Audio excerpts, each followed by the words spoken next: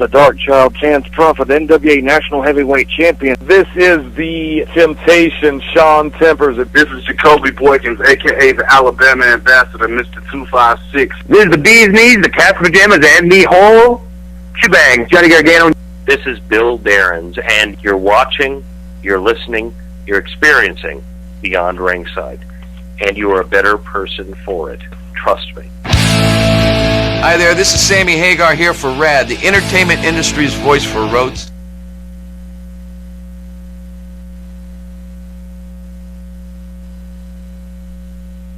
Ten, 9, 8, 7, 6, 5, 4, 3, 2, 1, liftoff.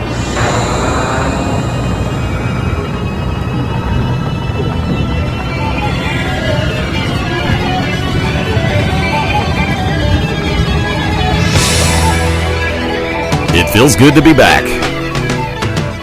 Greetings, good evening, how you doing? Welcome to your home for wrestling, mixed martial arts, sports talk, and a whole lot more. This is Beyond Ringside, live from the Vault in the Full Range Entertainment Studios in beautiful Birmingham, Alabama. Yours truly, the Magic City Motor Mouth, Fast Eddie Lane, welcoming in tag team partner, the Oracle of Ominous, the Wicked Nemesis. Ladies and gentlemen, how is everyone doing this week? We lost a legend, an absolute legend in this business this past Thursday. Myself, the Prime Minister Payne, Johnny Slaughter, the Subconscious Samurai, Damon Christopher, and Lord Grimm on our way back from the wake of the one and only Brad Armstrong, who had the greatest mullet in the world. Heck of a showing. Total respect from everybody there. Thank God. A lot of people put their differences aside. There was nobody fighting, thank God. But, you know, it is what it is. You know, while you're thinking about everybody putting their differences aside, one thing that comes to my mind was the blog that Jim Ross put up in memoriam to Brad when he was having a conversation with Stone Cold Steve Austin. And Austin was bestowing the virtues of Brad, saying that and he kind of pulled back the curtain a little bit, kind of broke the line. But who's going to tell Austin that? He's larger than this business, and he's also a millionaire actor. But until WrestleMania, when he becomes a millionaire wrestler again. Steve Austin, CM Punk. What's the odds? What do you think? I think it's going to happen. What about you? Nah, it could never happen. But Austin was making the reference and the comments to the fact of how smooth Brad was to work with in the ring. He always looked out for everybody. And I had the conversation, amazingly enough, with a friend of mine a couple of Saturdays ago with Global Championship Wrestling in Pell City for Fall Brawl. And I made the statement, very point blank clear.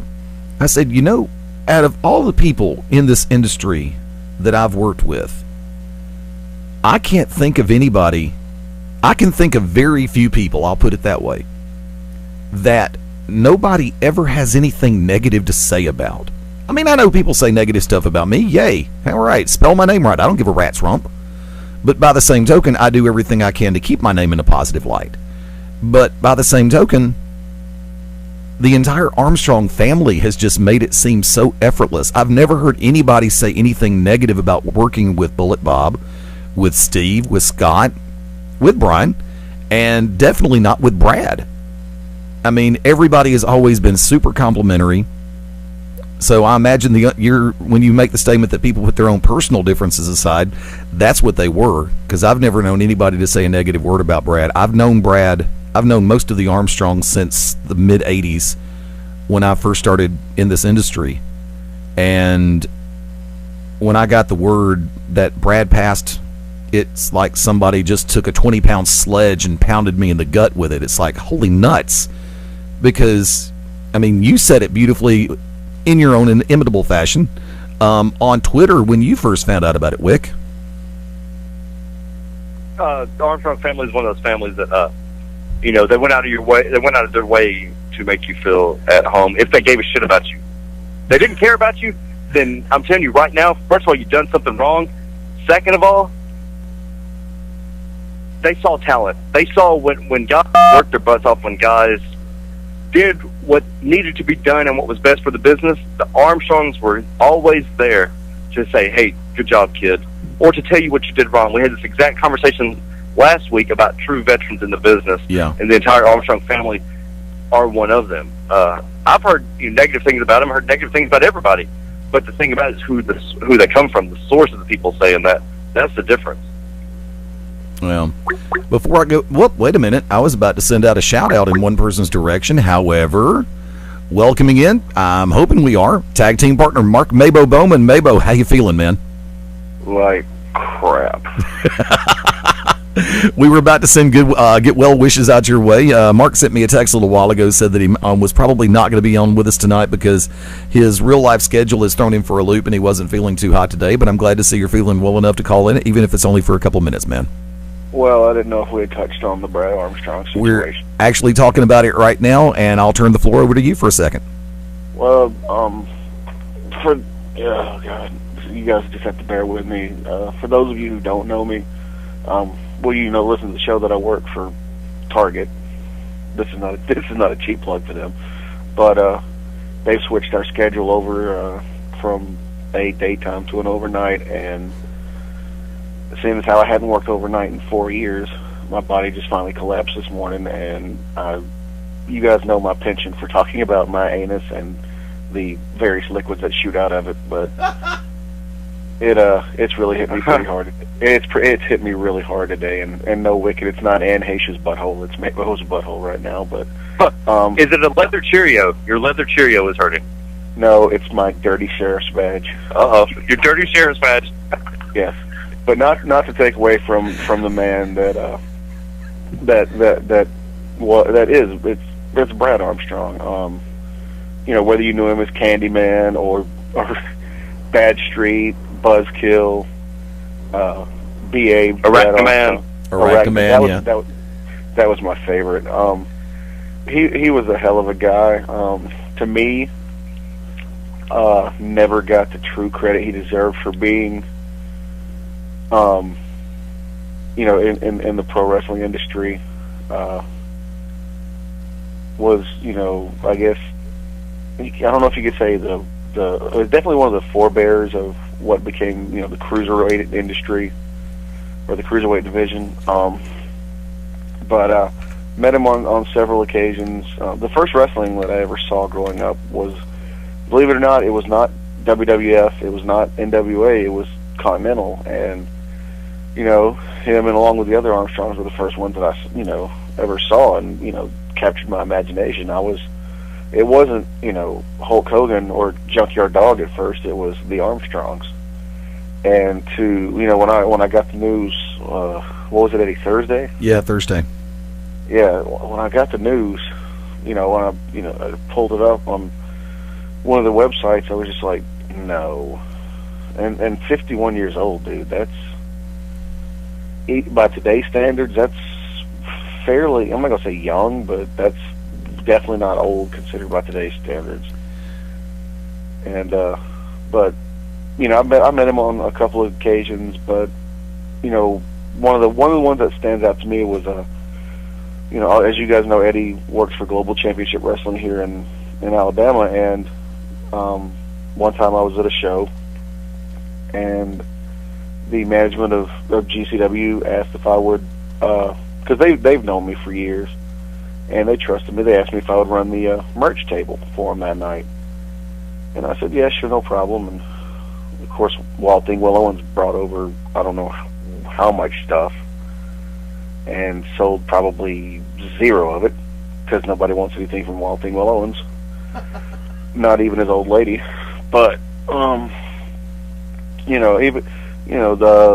they brought some masks over that the Bullet had was bringing in, and so I was sitting there selling everything, and there was a lull, and Brad Armstrong came over, sat down at the table next to me. He was signing autographs, and this was a guy, like I said, I grew up watching, and I wasn't nervous, but I wasn't going to sit there and bug the man. I mean, he was there to do business and meet the fans and everything, and I was just I'm not going to say hired help, but just over there.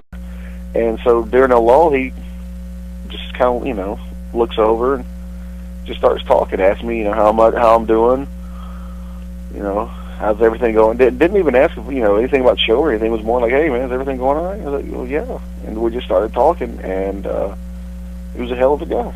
And I told him, I was like, hey man, I grew up, watching you and your dad and your brothers, and I thanked him, and I was like, I told him even back then, I was like, you know what, you never really, I don't think you got the credit you deserved in this business from overall. There's a lot of people who never got this really, the Brad Armstrong experience. So, and one of the finest mullets ever in the world. I will say that about Brad Armstrong. He had one of the finest mullets. And I told my buddy Jeff, when I sent him the message about it, you can gauge the amount of respect one has these days, in the pro wrestling industry by when someone passes what people say on Twitter. Yep. And, of course, Facebook, but on all social media. With Brad, when some people pass, it was like, oh, sorry to hear the passing, or, blah, blah, blah, so young, just whatever. But to sit there and see the outpouring from everyone from the top of the WWE all the way down to your local guys, and just people had story after story. Chavo Guerrero Jr. made mention of his first trip to Japan. Brad Armstrong took care of him, showed him the ropes. All the guys that that are coming up through FCW, and they mentioned how much Brad taught them. Even a couple of divas and stuff mentioned how much that Brad had taught them and showed them the ropes and everything. So that speaks volumes not only for him, but it speaks volumes for his family name. And in all my years, I've never once heard anybody speak ill of Brad Armstrong. And like I said, it was just tragic, and it was too soon. And thoughts and prayers go out to the entire Armstrong family and those who were close to Brad. So, I've got to say this real quick, and Wick, I'm going to bring you back in on that point that you were making on Twitter about being spot on. Still, very much so. We talk about situations where I keep a scrapbook on a lot of the stuff that I've done over the years, in and out of various industries, whether it be DJing, whether it be as a photographer, whether it be in radio, nightclubs, wrestling, and I keep that running scrapbook. And I've lost part of it when my parents' place was damaged in the Palm Sunday '94 tornadoes. We took a lot of water damage, and a lot of my photographs took damage. So there's a part of my life and memorabilia that is gone forever. But there were a couple of things that did make it, and that's because they weren't with everything else. There was a show back in the later 80s that I worked with Steve and with Brad. And my parents genuinely enjoyed watching Bullet Bob and Brad. And actually, one of the few shows that my parents actually came to watch, most of the family was there. Bullet, Steve, Brad, they were all on this one particular show. And I introduced because my dad asked, mom asked, actually I offered, and they said sure. And from that vantage point, I went ahead, when I had the pictures done, had a picture of myself and Brad and a picture of myself and Steve that I had in part of my stuff. My parents had taken those pictures out and had them framed and put up on their wall in their house. It's like, wow, okay, it's not just that it's a picture of me that they're putting up, they're putting the picture of me and them up. So it's like, and I reminded Brad this last Saturday at the show about that shot, and when he met mom and dad, and he said, and he just had this look on his face of just, I made the wall.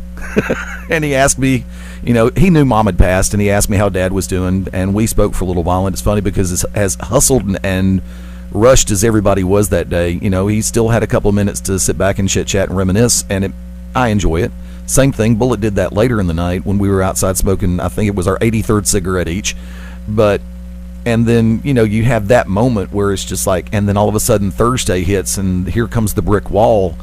And it's like, I'm glad I at least had a chance to have that conversation with him. It's almost like early closure, even though it's never really that way. But it just makes you miss that person that much more because, like I said, myself and Brad, we've broken bread together on more than one occasion over the years. And of course, having partaken every once in a while back in those days of a nice, cool, refreshing beverage, I'll leave it at that. But he was always a very super cool character. But I just wanted to share that particular moment right off the top. And it's like he just had that look on his face like, I'm still on the wall? I made the wall. Hey! So, but Wicked, like I said, and Brad at 51 years of age, a lot of people are back and forth as far as their health goes. Everybody knew Brad had leg trouble. He'd had knee injuries, knee surgeries. But by the same token, Wicked, you, in your own inimitable fashion, said it most eloquently. Would you care to say it without utilizing the F-bomb? I don't even know. I don't know what I said. I put it out there, and that's how I feel, and then that's it. It's gone. Once it leaves my mouth, it's the world's. I don't retain half the promos that I've ever cut. People are like, dude, this is the greatest promo I've ever heard. I'm like, what are you talking about? I don't remember it. I will just say it's like this. I don't think it really hit anybody. Brad was really gone until you saw his boots beside his coffin. The boots with the flowers in them. The little like paper mache, like the colored paper you use for presents and things like that. Right. When his boots that he wore this past, not yesterday, the Saturday before at the event that we were at, when those boots were set off by his coffin, that's when it hit everybody. Yeah. That he was gone. But I will say this: his family was really cool about it. His family was very upbeat. His wife was very nice. Of course, I shared a memory with her of Brad, and she said, don't worry about it. He's not in any pain anymore. Obviously, as you said, everybody knows that he was in pain. But his daughter was there, and his daughter was, I'm my father. So my kids would be screaming, crying. There'd be snot bubbles hanging out of their nose. I mean, my son would be trying. No, my son would probably take me somewhere to try to turn me into Frankenstein. Probably. To bring me back. He may even hide me in Pet Cemetery. He probably Xavier would. There was crying there, but it was more of a celebration. And of course, me, everybody, there's a few sad eyes there. So when I started ripping everybody, you got to lighten the situation. Brad would not have had it any other way. No, he wouldn't have. And I had to drop the F-bomb twice. Only twice. I dropped it 151 times on the way up there. 2.5 hour ride. Because Lord, Grimm and Slaughter counted. They counted every F-bomb I dropped. And I guess they thought I was going to drop it in the church, which I did, but only twice. But Jesus and I had this understanding. And I hope he's happy now, because now he has the greatest lineup in the world between Canyon, Bam Bam, because Canyon's gay, but he is in heaven, I promise you that. Between Bam Bam, Brad Armstrong, and now, come on now, we all know Eddie Guerrero's up there. Chris Benoit's not. Benoit's in hell. But right now, Jesus has the greatest lineup, and I can't wait to see his Royal Rumble that he's going to have. Royal Rumble, hell, I want to see the War Games. The War Games, yes. The War Games, the match really from beyond. The match way beyond. St. Peter's out there beating everybody down with a good book. That was great stuff. Kind of like Howard C. Cross in that damn briefcase, huh? Why would you just compare Jesus Christ to Howard C. Cross? There's no relation to that. You said St. Peter. There's no relation. If you're going to compare anybody to Jesus, it needs to be me, not Howard. Shoot. That'd be the complete antithesis. What? They call me the lyrical Jesus for a reason. Look, I'm here at my house. Let me get out. Let me say goodbye to everybody, and I'll hit you up in Scott in just a second, Eddie. Okay. Maybe I'm glad you could come on, dude. We could tell everybody, John, you said Johnny Slaughter's there, Damon's there, and just tell everybody we said hi, please. Everybody, the world says hello. What's up, world? Yo. Hello. And my Rough and Tag crew says hello. There you go. There were no pictures taken because only Marks take pictures at funerals. Yeah, I'll see you in a second. Okay. Wicked Nemesis, as only he can be. He's coming back. He's coming back on, right? Oh yeah. Okay. I'll hang with you through the break or until he comes back on. And he's about as calm as anybody can be. knowing his penchant, I'm just going to go ahead and say it. Knowing his penchant for photographic evidence, I wouldn't have been surprised if he'd have pulled that quiet little click with the camera phone where nobody could see it and the flash wouldn't go off just to see, just to show it's like, yes, I was there, you assholes. So No, the man's got too much respect for situations like that. He wouldn't do that. I do too. That's why my phone would be in the car, under the seat, turned off, on vibrate. For a man that smokes that much weed, he gets way too excited sometimes. I'm just saying. You know, I've got to ask, and this is something that I don't know if you ever flashed back to this storyline or not, but I can't help but remember back in the days of the National Wrestling Alliance, Georgia Championship Wrestling, when Roddy Piper had really first just come in from the Portland territory, Don Owens' company. And one of the first people that he started on was Brad and Bob Armstrong. A lot of people, in the eyes then of a lot of people, because of that situation, because Piper was so over as he was as the complete in-betweener at that point. He was heel, as heel could be, but he was also popular. This was pre-WWF days. And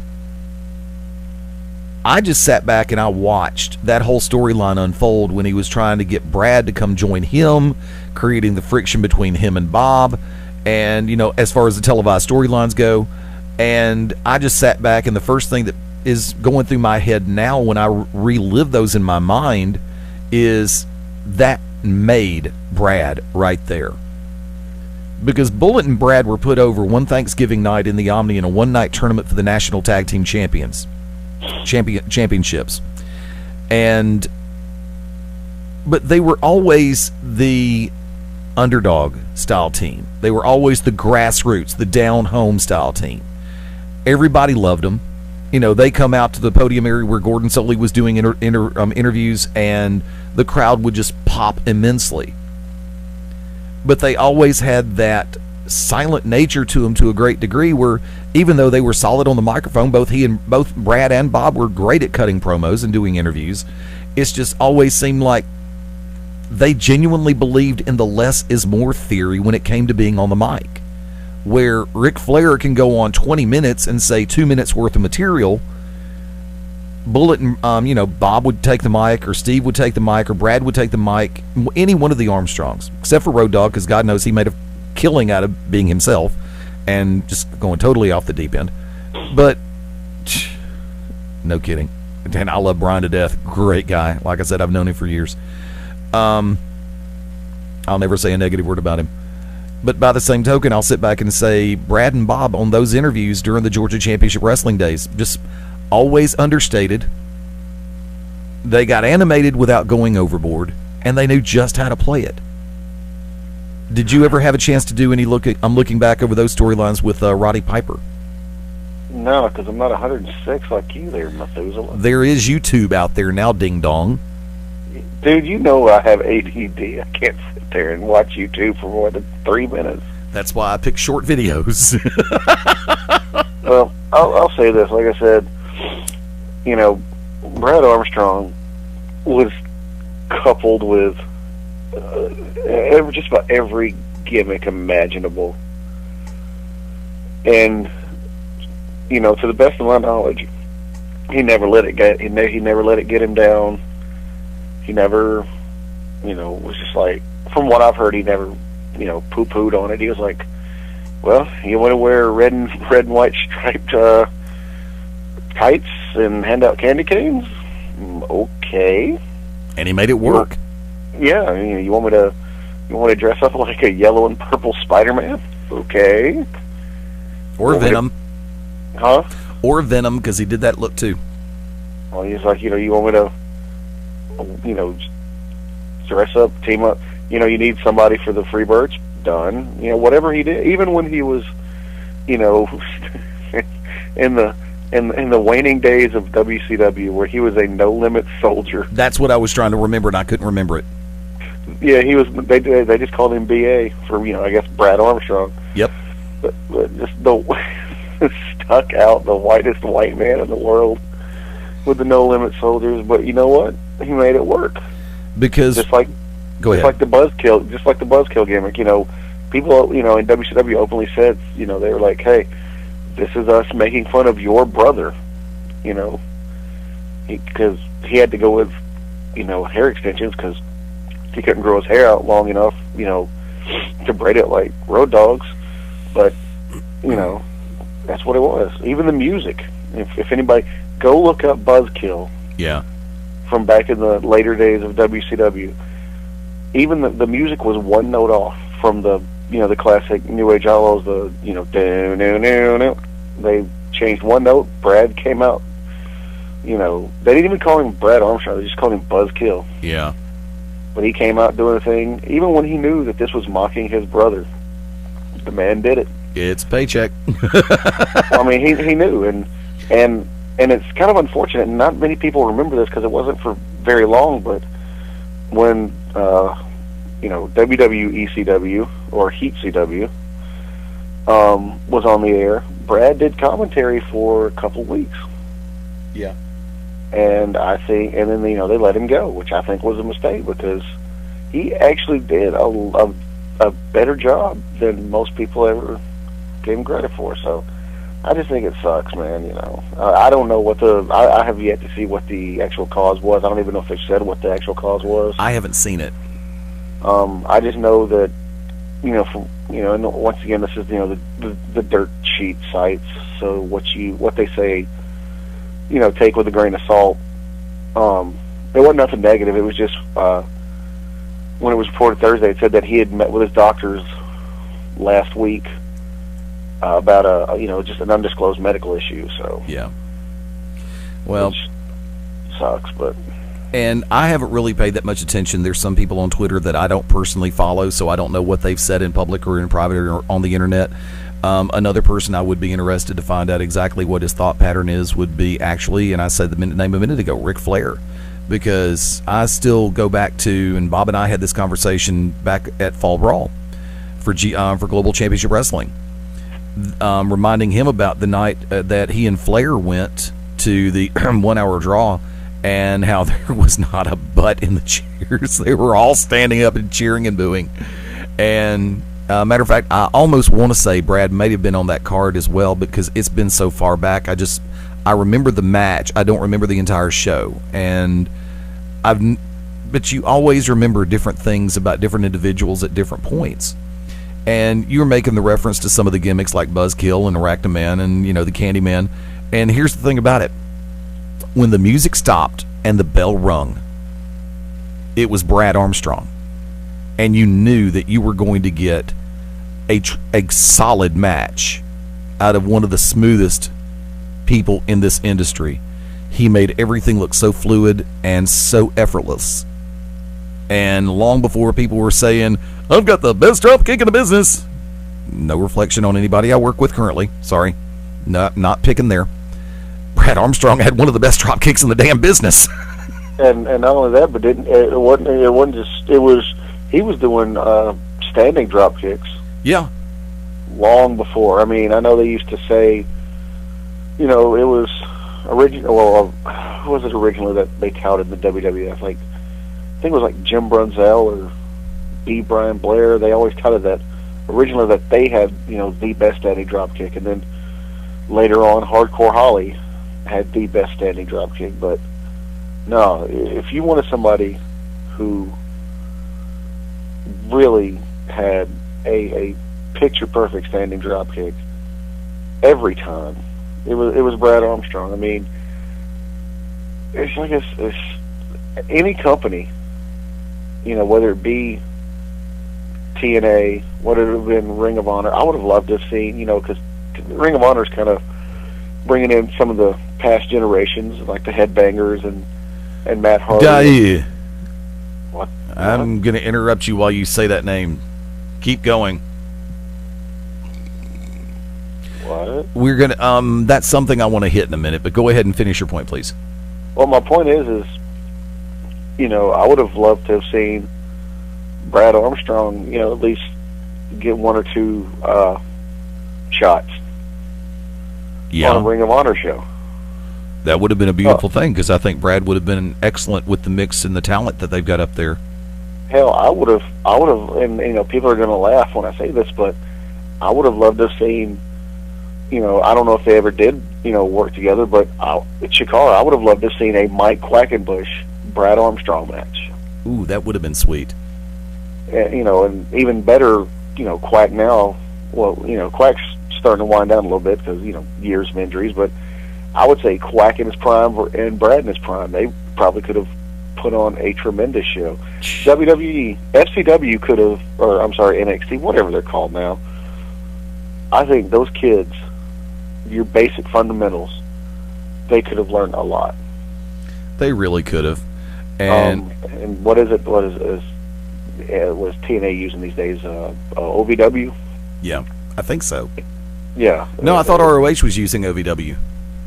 No, I think it's it's. Well, I mean, they'll get some guys from it every once in a while, but it's TNA because that's where they're sending Rob Terry, and I know Doug Williams is up there, and that's where they got the spectacular kid from. I'm gonna barf. Yeah, I know, but they could have used Brad Armstrong as a trainer. It's a lot of the upcoming generations now, and the generations that are just about to break through could have benefited from having Brad Armstrong as a trainer. Yeah, very true. Not as an enhancement talent, not as someone to go out there, pin me, pay me, but as a trainer. Yeah, because he pass on what he learned from his dad. Well, I'm going to say it like this and allow me to go ahead and put a closure on this whole situation. As a worker, as a professional wrestler, as a worker, at 51 years of age, he was still able to outdo some kids half his age. And yeah, guys, that is a slap at the way some of these people are doing the business nowadays. But that's a God's honest truth from my opinion. It really is. This industry has lost one of the most understated legends that it has ever known. It's lost a tremendous worker, one of the smoothest, most consummate professionals that you will ever find. And on a personal note, I've lost a longtime friend as well as a colleague. So, Brad, you will be missed. Hell, I started missing you 2 minutes after I heard the news. Folks, we're going to take the top of the hour break a little bit late, but when we return, we're going to have a little fun right here on Beyond Ringside. Stay tuned. Hi, I'm Joe Perry. And Steven Tyler from Aerosmith, here for RAD, recording artists, actors, and athletes against drunk driving. Yeah, we love it when the music does the talking. And the music stops when someone gets killed. So never let someone get behind the wheel if they've been drinking. So keep it real. Friends don't let friends drive drunk. A public service message brought to you by the U.S. Department of Transportation, RAD, the National Association of Broadcasters, and the Ad Council. Nurse, set up an IV. And you, her boyfriend, you were the driver? Yes, doctor, but I didn't mean to hurt her. I only had a few drinks. I was just buzzed. Just buzzed? Oh, then your girlfriend is fine. Hey, sweetie. I feel great. She's really okay? What, are you kidding? No, not really. Nurse, get me a suture kit. Stat. Buzzed driving. Maybe we should stop acting like it's no big deal. Buzzed driving is drunk driving. Brought to you by the U.S. Department of Transportation and the Ad Council. In 1977, an 8-year-old boy picked up the game of golf from his father. The odds of that same boy winning the U.S. Open twice, 1 in 1.2 billion. The odds of him having a child diagnosed with autism, 1 in 110. Ernie Els encourages you to learn the signs of autism at autismspeaks.org. Brought to you by Autism Speaks and the Ad Council. Hi, this is Ozzy Osbourne. For many years, I've had a drink problem, and I'm trying to battle that problem every single day. But one thing I don't drive my car when I'm drinking. I get someone to drive me. Do not drink and drive. It's the stupidest thing. If you drink, just don't drive. Not only are you going to hurt yourself, you may hurt some other person, and you wouldn't want that on your conscience, would you? A public service announcement brought to you by the U.S. Department of Transportation, RAD, the National Association of Broadcasters, and the Ad Council. This is Alice Cooper for RADD. There's a lot of things we have no control of in this world, but that's not the case with drunk driving. If you're going to drink, don't drive. Think ahead and choose a designated driver. Remember, music lives on, and so should you.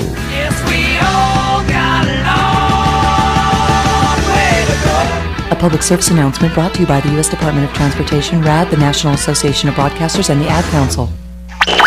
Citizens of America, this is a message from feedthepig.org. Americans spent more money than they earned in 2005. This is the first negative savings rate in the U.S. since the Great Depression. America, we must start feeding the pig. On the 1st and the 15th, we must pay ourselves before we pay anyone or anything. We must make a budget. Even consider cutting up a credit card. Log on to feedthepig.org today. Find the benefits of saving for every stage of life. Brought to you by the American Institute of Certified Public Accountants and the Ad Council. As a mother, I'm making it a point to get the H1N1 flu vaccine for my children. You see, children are especially vulnerable to serious complications from the H1N1 flu, which could lead to hospitalization and even death. That's why I'm urging parents to get their children vaccinated. Vaccination is safe and is the most effective way to prevent the flu. Get the facts at flu.gov. Together, we can all fight the flu. A public service announcement brought to you by the U.S. Department of Health and Human Services and the Ad.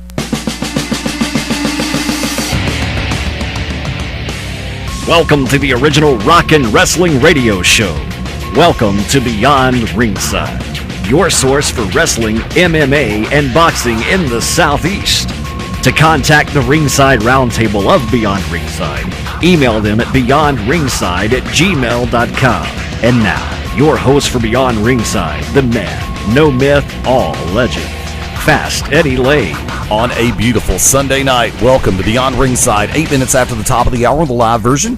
Want to take a moment to say thank you to everybody who has been listening through and actually watching the YouTube replays as well as the Ustream replays from that vantage point. Need to let everybody know, because of the situations and complications from Hurricane Sandy, our 24/7 channel is still down. I have not been given any updates as to when everything will be back up and running.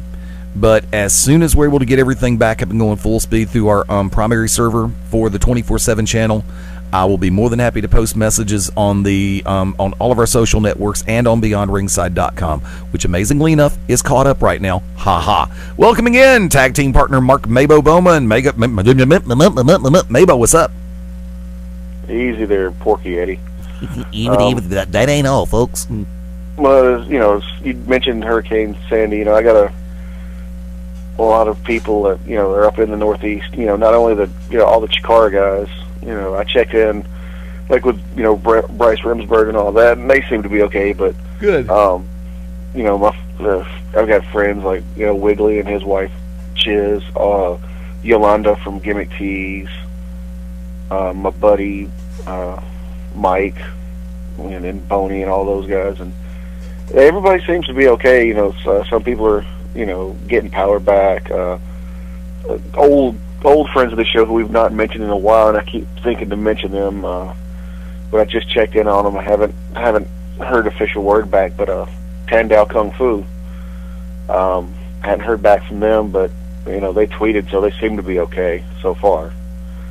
Haven't got any details, but yeah, it's, I guess, the people in the Southeast, we get, it seems like a bi-yearly, biannual, is that what it's at, twice a year? Yes. Semi-annual. I can't remember. Semi-annual. I can't remember. Huh? Semi-annual. Semi-annual. Biannual is every 2 years. Correct. I had to remember because Victoria's Secret has the semi-annual sale. Semi-annual sale. Yes, we all know those commercials. Yes, we do. Yes, masturbation. But, it really does seem like we get, the Southeast gets hit with, hurricanes and tornadoes and all such, almost, like you said, semi-annual, twice a year. So definitely to find out what happened all the way up, from what they say, North Carolina. Oh God, yes. Maine. Yeah, from the Carolinas all the way up to into practically into Canada a little bit. They haven't really talked about that. Just getting destroyed. It sucks because we know, all of us know personally, what it's like to, not have power for, a week and running low on gas and all that stuff. So. Been there, done that. So it really does. It sucks to hear that, and definitely thoughts go out to those cats, and hopefully everything is will work out for them. See, here's the thing that really pisses me off about that whole situation. This is something that my roommate Mike brought up to me yesterday, and I think Cindy also made commentary on it. And we were having the discussion about how the power company workers, or the power company base company itself, up in that area, up in Manhattan, had contracted out to bring in some workers to assist the workers that were already up in the Northeast, up in the Manhattan area, I believe it was. I may be wrong on the city, so bear with me on that. It was New Jersey, from what I heard. Jersey, and this is where they got turned away because they weren't union, and the union guys were threatening to go on strike. Yeah, that's what I heard was Alabama Power guys rolled up into New Jersey, and because they weren't union, Jersey turned them away. Which, if any of you guys have seen pictures, and or they even showed a little footage before. And yes, I watched the Jersey Shore. All of you can bite me. Jay Wells' boobs are huge. They I guess they cut a little bumper before the start of the show with one of the cast members, Vinny, and they were showing pictures of the Jersey Shore, and dude, it was ravaged. Well, see, one of my favorite shows on television right now, don't laugh too hard when I say this, is called Go On with Matthew Perry. And you mean Goon? Yeah, pretty much. And they preempted Go On Tuesday night to run an update. Brian Williams hosted and everything, and they were showing live shots or that day's pictures from everywhere, from Manhattan to the Jersey Shore to the interior part of Jersey. And I'm just sitting back just completely going, damn. So, yeah, I'll also sit back and say that my thoughts and prayers continue to go out to everybody up in the Northeast. I've got friends, I've got colleagues, I've got acquaintances up in the northeastern states as well, and I've tried to keep track and find out who all has been able to come through this okay. I'm still waiting on callbacks, text messages, tweets, Facebook messages, whatever. I've been monitoring the networks just to see. Speaking of welcoming back, I'd like to welcome back in the Oracle of Ominous, the Wicked Nemesis. Wick, welcome back.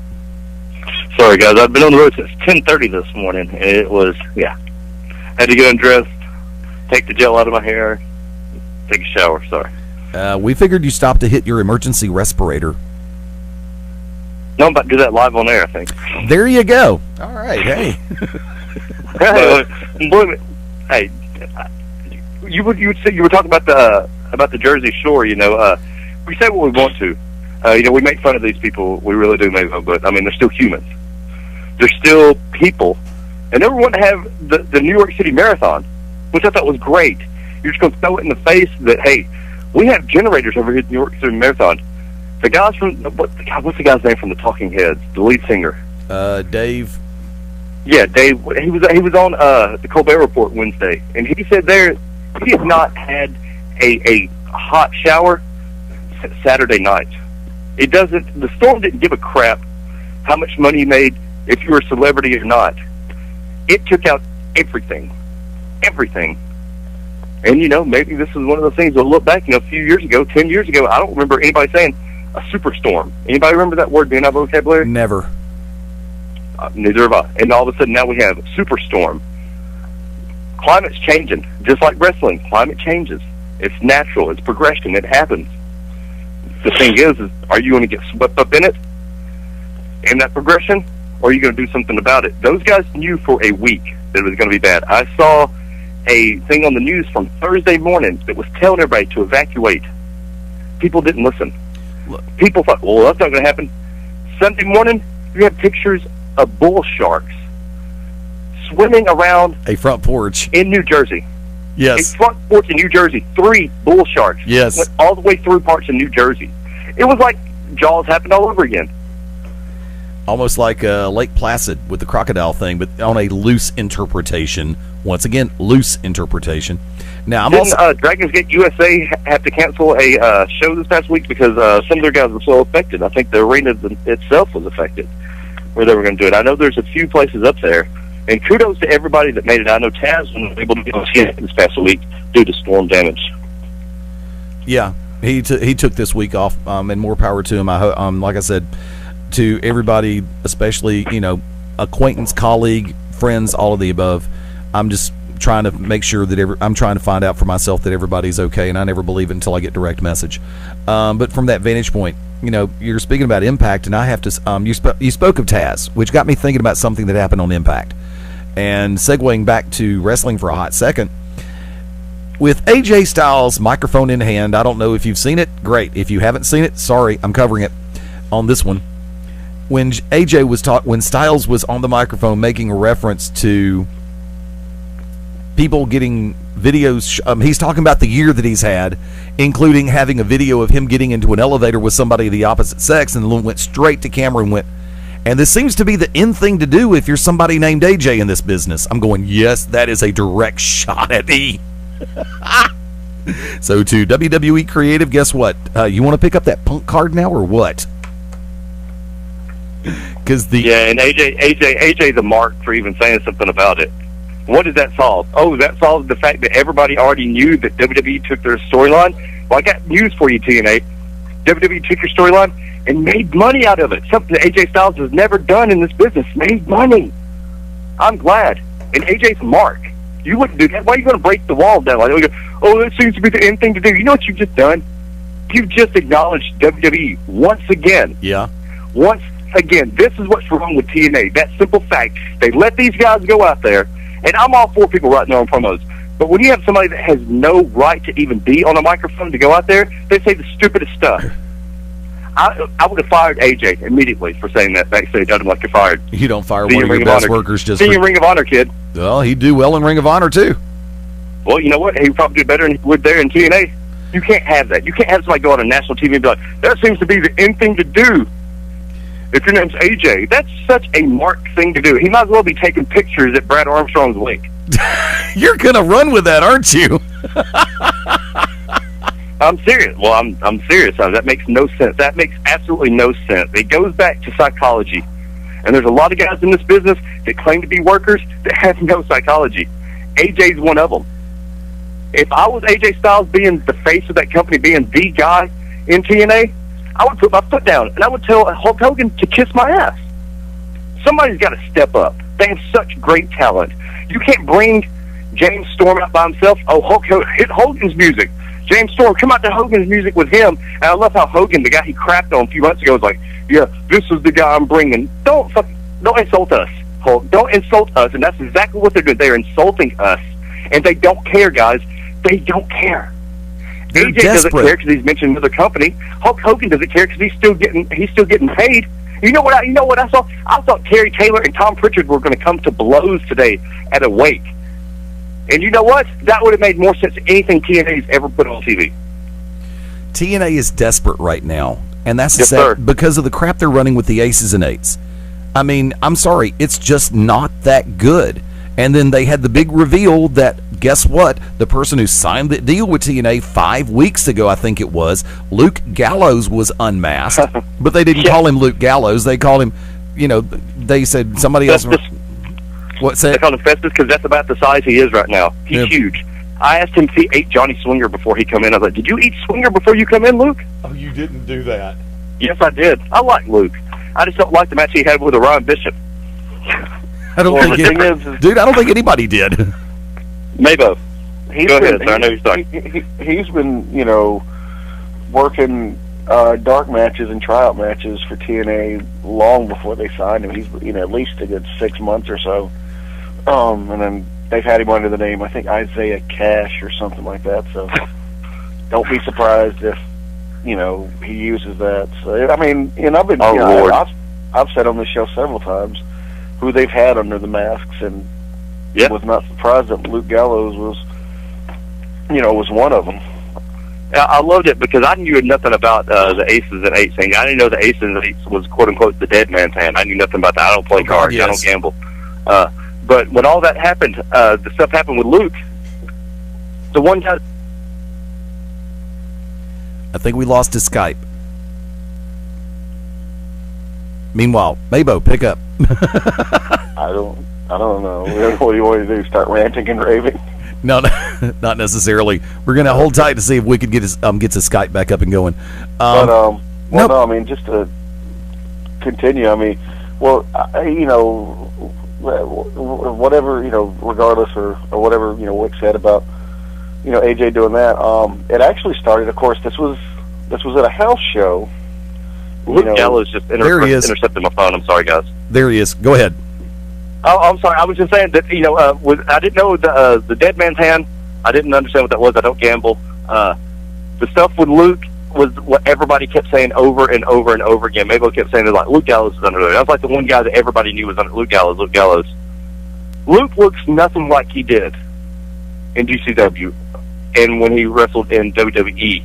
He has put on a bunch of weight, which is okay because he's a big man. But you're in ring work. What is the main thing for aces and eights, guys? What should be the main part for aces and eights? To put over a bunch of baby faces. They're not doing that. They're putting over a bunch of guys that like Chris Masters, Luke Gallows. Guys, I mean, you need to focus on AJ Styles, focus on James Storm, Bobby Roode. I mean, to me personally, guys, you guys might agree with, they have three of the best young talents in wrestling today in James Storm, Bobby Roode, and Phil Gunner, whatever. And they know nothing to do with them. They don't know what to do. I would, if I was Dixie, I'd be looking for stuff on the internet these days. They don't know. They have such great stuff, and they just trail off. Yeah. But they'll have something good, and then they'll completely destroy it. Or crap on it. Or crap. But they don't see it that way. You know why? Because they don't have agents. They say they do. They don't have agents. No. Nobody has any say-so there. Tell me, guys, who is in charge of TNA? Who is in charge of Impact? It's not Dixie Carter. And you guys know this. You guys have all been around the business long enough. Eddie, when you have 4 or 5 people to answer to, 4 or 5 people can tell you 4 or 5 different things they want. Right. And it's usually not the person that's writing the paychecks that tells you what they want. So. And do me a favor, hang tight. Mabo, you were saying something a minute ago. Come on back in.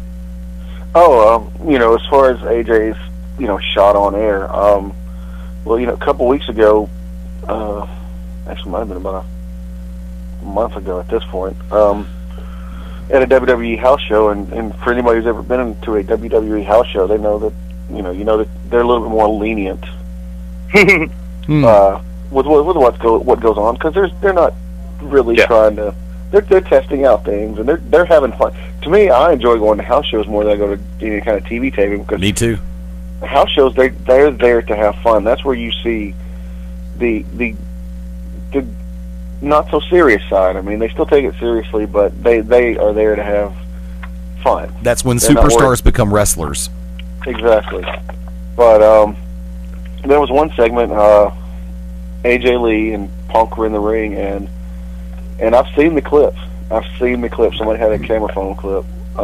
That's camera phone, cell phone, whatever.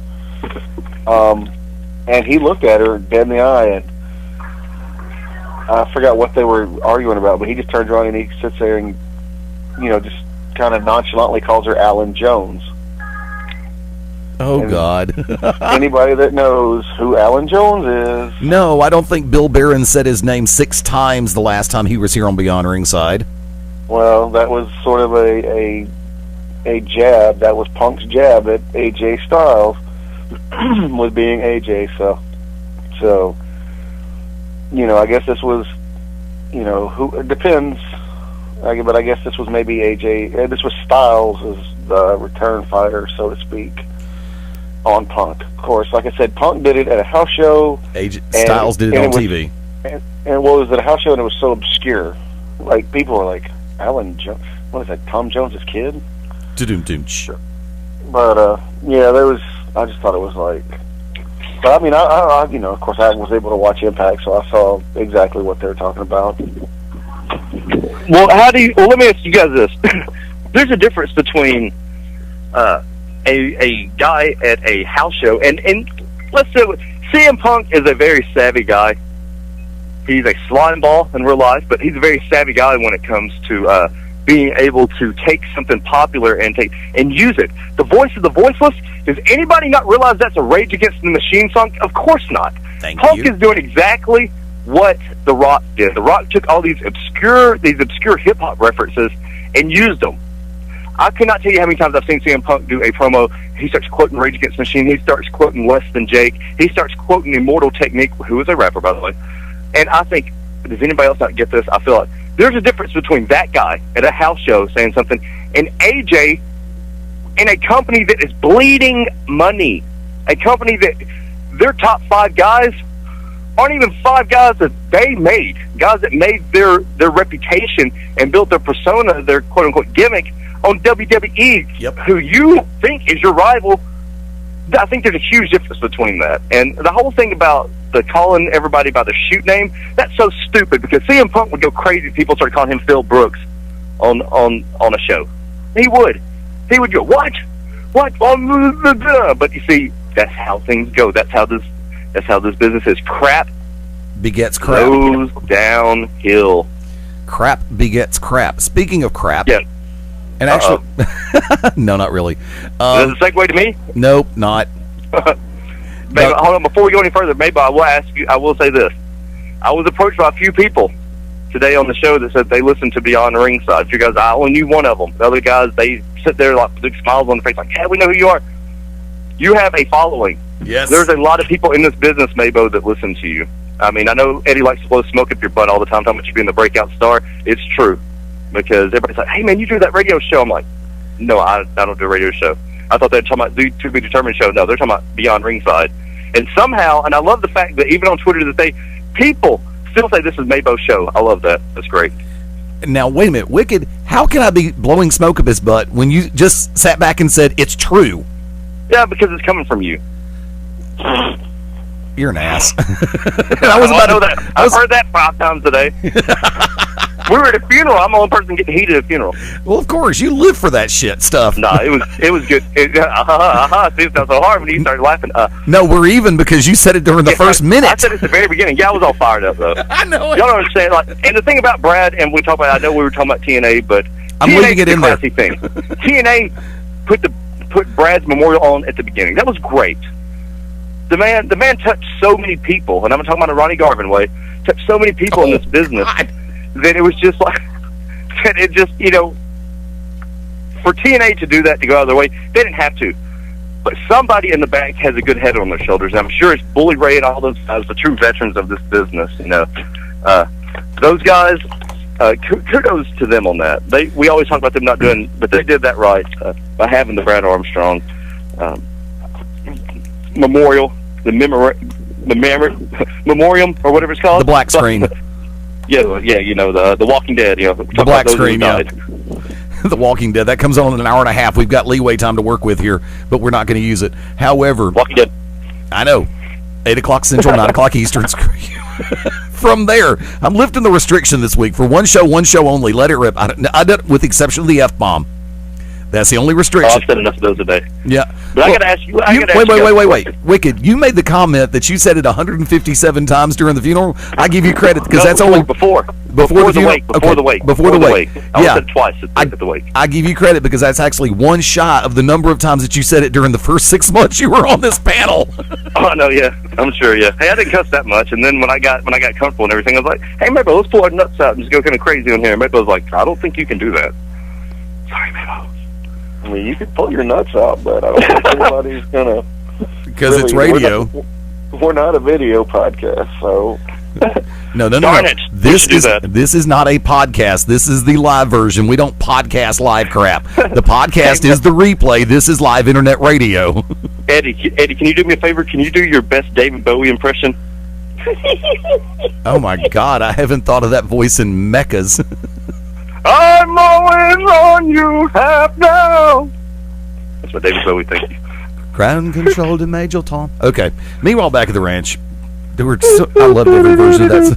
You're going to hell in a handbasket. Speaking of going to hell in a handbasket, why do you think it took him so long to put the X Division title on Rob Van Dam? Mabo? I don't know. Cut it out. Leave off everybody. Nobody understands. All right. I am now getting even. Hold on. But yeah, the thing about Rob Van Dam, Mabo, let me ask you why Eddie's busy. Do you feel that them taking the restrictions on and off the weight class of the X Division is going to do something? Because obviously Rob Van Dam's 241. Their weight limit was 215. They raised it up. They lowered it, and now they have no weight limit. Your thoughts on that? And Rob Van Dam actually holding a title in TNA once again. Well, do you want me to answer it as David Bowie? Sure, maybe. That would be great. Do it. I think that they shouldn't have limits on the X division. I don't think they should have limits on the X division. It's always been about no limits in the X division. Rob Van Dam's a hell of a talent. He has no limits on him. He has no limits on him. Should I play China Girl instead of Let's Dance? Look, we're huge, Eddie. We're huge Kevin Smith fans. Kevin Smith does a podcast that Mabel and I listen to. I'd rather watch Comic Book Men. Great. I'd rather watch Comic Book Men. Huh? I'd rather watch Comic Book Men. Well, no, the tremendous Ralph Garman, talking about underappreciated people. I know. Yes. Does a hell of impressions, and just if you ever get a chance, just start off with Hollywood Babylon #1, and just listen all the way through. I'm so scared. And that sounds like what John Travolta. That sounds like what John Travolta. I actually called Pandora John Travolta tonight, guys. Oh God! I was like, what's so weird? It's a gay ghost. I'm so weird. I'm sorry. The Grim Ghost, since they changed the name of the gay ghost. A big shout out to John Travolta. I hope he does do the gay ghost. I think that'd be a great DC comic hero for him to totally get rid of that persona of him being homosexual. Or a badass at the same time.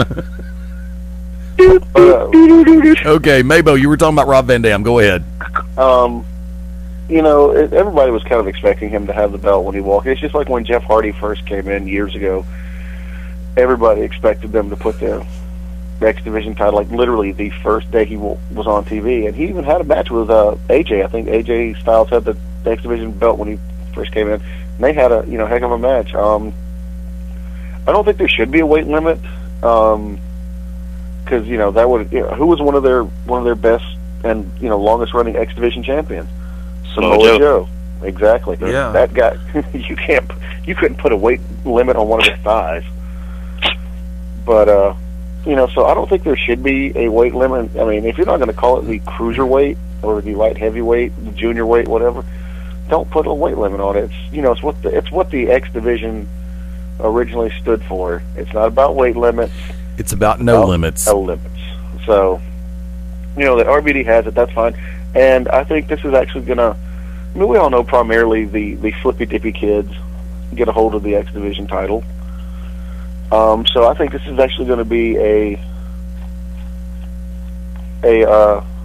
chance for RVD to show what he can do against the the younger little spot monkey kids that they have come in, like your Zema Ion or any of the other ones.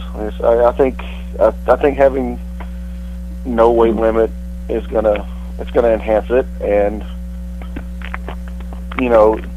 I think maybe. RVD is going to hopefully with his name maybe bring back to prominence the X Division title. Wicked Nemesis, your thoughts real quick. Yeah, I totally agree. There should be no weight limit unless you're going to call it the cruiserweight, junior heavyweight, light heavyweight, something like that. That's when you put a weight limit on it. But I also feel like that if you're under 180 or under 200 pounds, you shouldn't be a heavyweight champion either. I agree with that 100%, which is going to lead me to one of the questions that I posted on Twitter through the Beyond Ringside account. And I want the best straight shoot answer both of you can give. In this day and age, with the volatility of a championship situation in any and every possible organization, what do championships really mean right now? Mark Bowman. Well, it just depends on what, are we talking about overall? Are we talking about companies? Or, on what scale? What's the first thing that pops into your head when I ask that question? Honestly, at this point,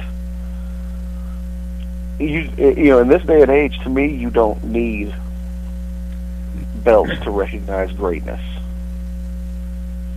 To me, belts overall have just become another reason to have a storyline. Most of your belts don't exemplify who the top person is in that company. What exemplifies who the top person is in the company is, the fans, the crowd reaction, whether it be positive or negative. Like right now, CM Punk, to me, doesn't need the belt. People are going to boo the crap out of him. He does what he does. He doesn't need a belt. I hate to say this, but even John Cena. Cena hasn't had the belt for how long? Okay. And look, he's, amongst the women folk and the, kids, and the males who haven't hit puberty, or those who have hit puberty and want to play with his Fruity Pebbles, they still love him to death. To me, right now, belts don't really exemplify who the top person in the company is. And they're just decorations, so to speak. Now, they do create some interesting storylines, like, interesting situations, whether you like it or not, the whole Team Hell No thing. I'm the tag team champion. No, I'm the tag team champions. It's entertaining. And they're using that, to me, they're using the belts more as a prop. Would I say that Kane and Daniel Bryan's the best tag team in the WWE right now? No. Not in the least. They're entertaining. Individually, both men are tremendous. But that belt is nothing more than, garnish, a gimmick, an angle, a storyline. Parsley. And that's it. I mean, there's very few belts right now that sit there and identify someone as the best. Very few. Go ahead. Oh, I'm sorry. As far as on a national and a worldwide scale, well, I'm not going to say worldwide because they take their stuff very serious over in Japan and Mexico and all that. So, but as far as what we see on TV here in the United States, very few belts exemplify who is number one. Wicked, I think you know where I'm going to go with this. So I'm going to ask you to answer the question without using what we talked about off air before the show. Well, yeah, I just think that when it comes to titles, it's a work, plain and simple. With everything going on, people nowadays think that their titles mean something. They think because you run a promotion that your title is supposed to be the begin-all and end-all. That's not true. First of all, a promotion has to have a real title. You can't have old WCW painted up titles you got on the internet as your heavyweight champion. People see that. Second of all, as Miko said, it used to be that titles meant something. If you were the Intercontinental Champion, guess what? They were grooming you for the heavyweight title. It's not that way anymore. Tag team titles mean nothing. The women's title is not even a women's title anymore. It's a Divas title. Divas is a connotation for something bad. I'm a diva. Not all women are divas. I'm sorry to say that. And I love the fact that they're like divas in training. You walk up to somebody like Aretha Franklin, Mariah Carey, and you see how they act. Those are divas. You just lost Beth Phoenix this past Monday night. There's your best female wrestler you have. They have 15 titles right now on WWE, it seems like. None of them mean anything. Nothing at all.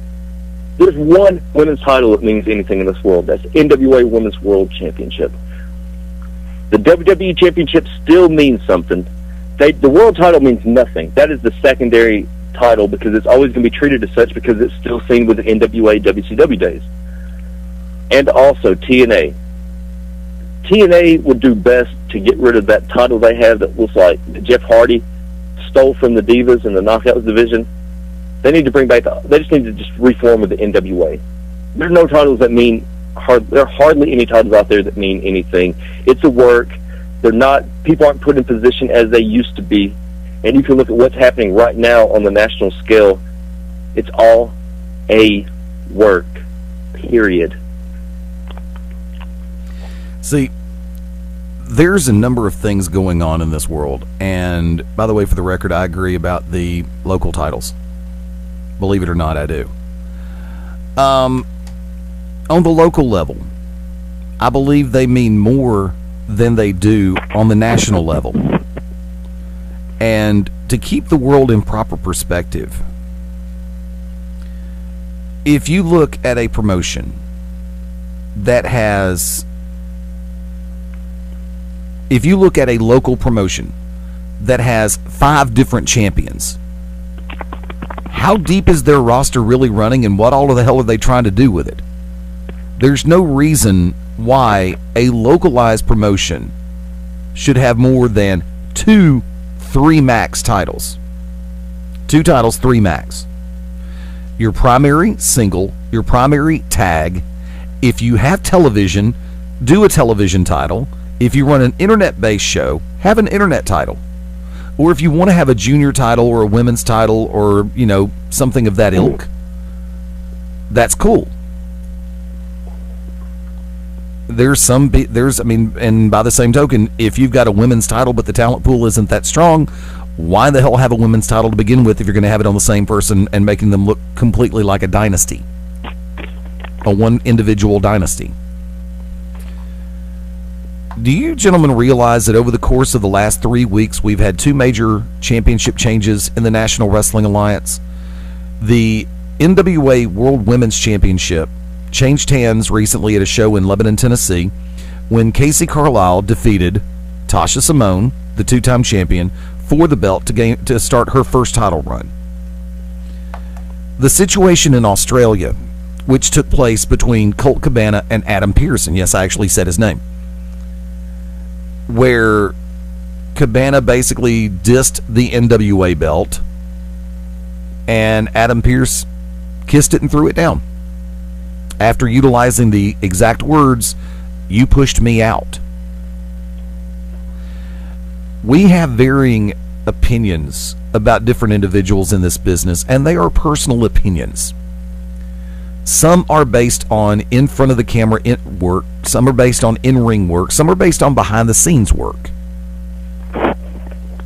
Last night, we crowned, or a new NWA World Champion was crowned in the Tokyo Monster Cahagas.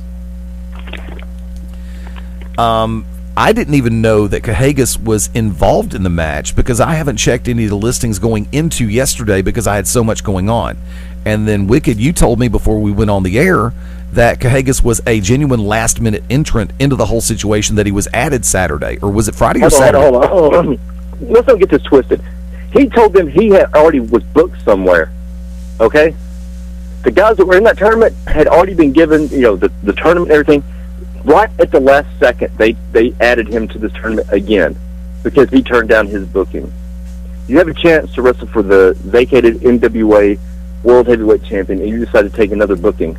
This is one of the worst decisions the NWA made. I was behind the NWA with what happened, Eddie, in Australia. I'm behind them 100% on that. Adam Pearce and Colt Cabana, disrespectful, and I wouldn't put the title on Colt anyways because what he does with $5 wrestling. And don't tell the NWA, sure, I'll wear the title, but you can take second bookings till June, because that's what Colt said. And nobody pushed Adam Pearce out the door. Adam pushed himself out the door by wrestling people like you-know-who in Piedmont, wrestling guys 150 pounds and whoring out that title he supposedly cares so much about. When you're told, do not go work Hollywood for Marquez, and you still show up on their 100th episode with the title after being told, yeah, I think some repercussions need to be done. Don't you think, Eddie? I will agree to that. And then, sir? I will agree. And then what happened? Chance Prophet. The Dark Child. Damian Wade and Chance Prophet do great stuff in the NWA. Great stuff, especially Chance. They didn't have any other bookings in this tournament. They went to that tournament with one goal. Then you insert a guy in it, and he wins the title. He wins that title. Utter horse crap. Complete horse crap. It's just like what happened with Casey Carlisle. We will interview Casey Carlisle this Wednesday, guys. It'll be to be determined. And I'm going to ask her, how does it feel knowing that Tasha's last match, she wrestled for 58 minutes. Then she turns around and wrestles Casey for 15. Something's wrong there, guys. Something's really, really wrong. and to interject this man right at the last second at 11:59, right before the witching hour of midnight, they insert this guy into the whatever. Have fun being a transitional champion, guy. Well, by the same token, let's look at the record books when we start talking about people. And I've got to say this. I have followed a lot of what Cajegas has done, especially with NWA Ring Warriors. The guy's great. He's solid as a rock in the ring. And Eddie, you can't work one NWA promotion and be like, you know what, I'll do a lot. No. Chance profits on every NWA promotion just about that I know of. Right, and Cajegas has made his rounds in the southeastern U.S. Exactly, and then you're going to put this guy at the last minute. What they did is they crapped on all those guys that had made sure that they were ready for that tournament by inserting a guy and then put the title on him. But once again, he's not going to put any asses in the seats. He's not going to bring any money to the NWA. The NWA is going to look back on this like, wow, we screwed the pooch on this. They're going to, I'm telling you right now. And I know they're listening. Guys, I know you're listening. And you know my number. Get in touch with me. I'll tell you exactly how I feel about it. It's bullcrap. It's horrible. Horrible business decision. Not doing business decision. Because that's what this is about, is a business decision. Tokyo Monster? Okay. And like I said for a minute there, I've watched some of his material. I've watched some of his matches. The guy's got it. I mean, as far as in-ring work goes. And you've got a lot of people who have ultimately glowing responses and comments about Cajegas. So in that particular regard, the only thing that I have is the fact that, yeah, I do agree with the fact that it was a last-minute entrance and all of a sudden he goes over.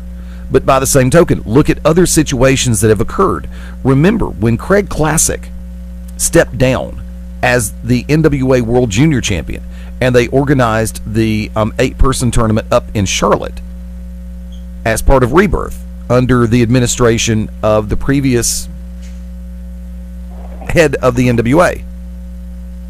And there was one person in particular who pulled himself out of the tournament. They had another person come in at the last minute. But it was the modern day hero who came out with the NWA strap, and he was one of the original entrants in there. Now, I mean, we can agree to disagree. We always seem to anyway. But there's just something, I mean, it really makes me wonder, and it makes me think about the way things are being done. And I know that when one company buys out another company, there is a huge transition period that you want to be as smooth as possible. But there's going to be situations, especially now thanks to the internet, Facebook, MySpace, Twitter, LinkedIn, Google+, all of the above, every social networking site. People make YouTube, Ustream videos and Facebook videos, and they put their opinions out there. And I will say this. Okay, I don't know if another video has come out of the Australia situation. But I know that, in all due respect, Pierce handled the situation pretty damn well. I think that Cabana went 9 miles over, whereas Pierce just said, see ya. And I respect that. I got no problem with that. But by the same token, Mabo, you've been remarkably quiet. Care to weigh in? No, I've been quiet because I'm trying not to poop my pants.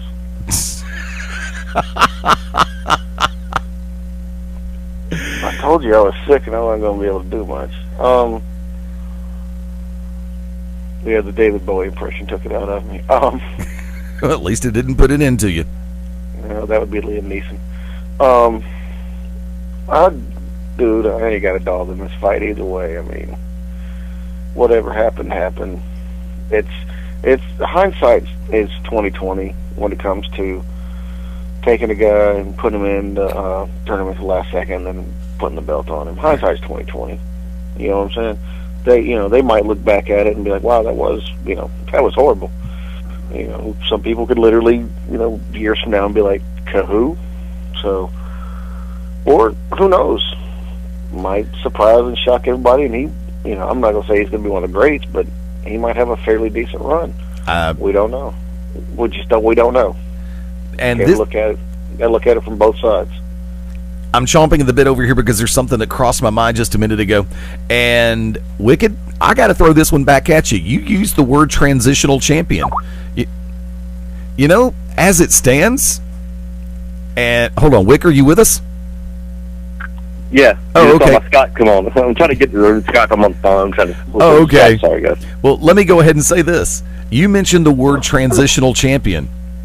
I would like to remind you that there was a 3-time former NWA World Heavyweight Champion who was recognized by a number of people in this business as one of the greatest transitional champions of all time. The American Dream, Dusty Rhodes. Tommy Rich?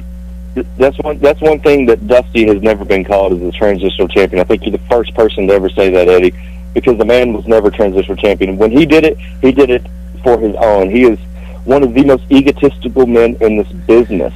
A transitional champion, and Mabo keeps saying his name. Mabo, tell everyone who is the preeminent transitional champion, sir. Tommy Rich?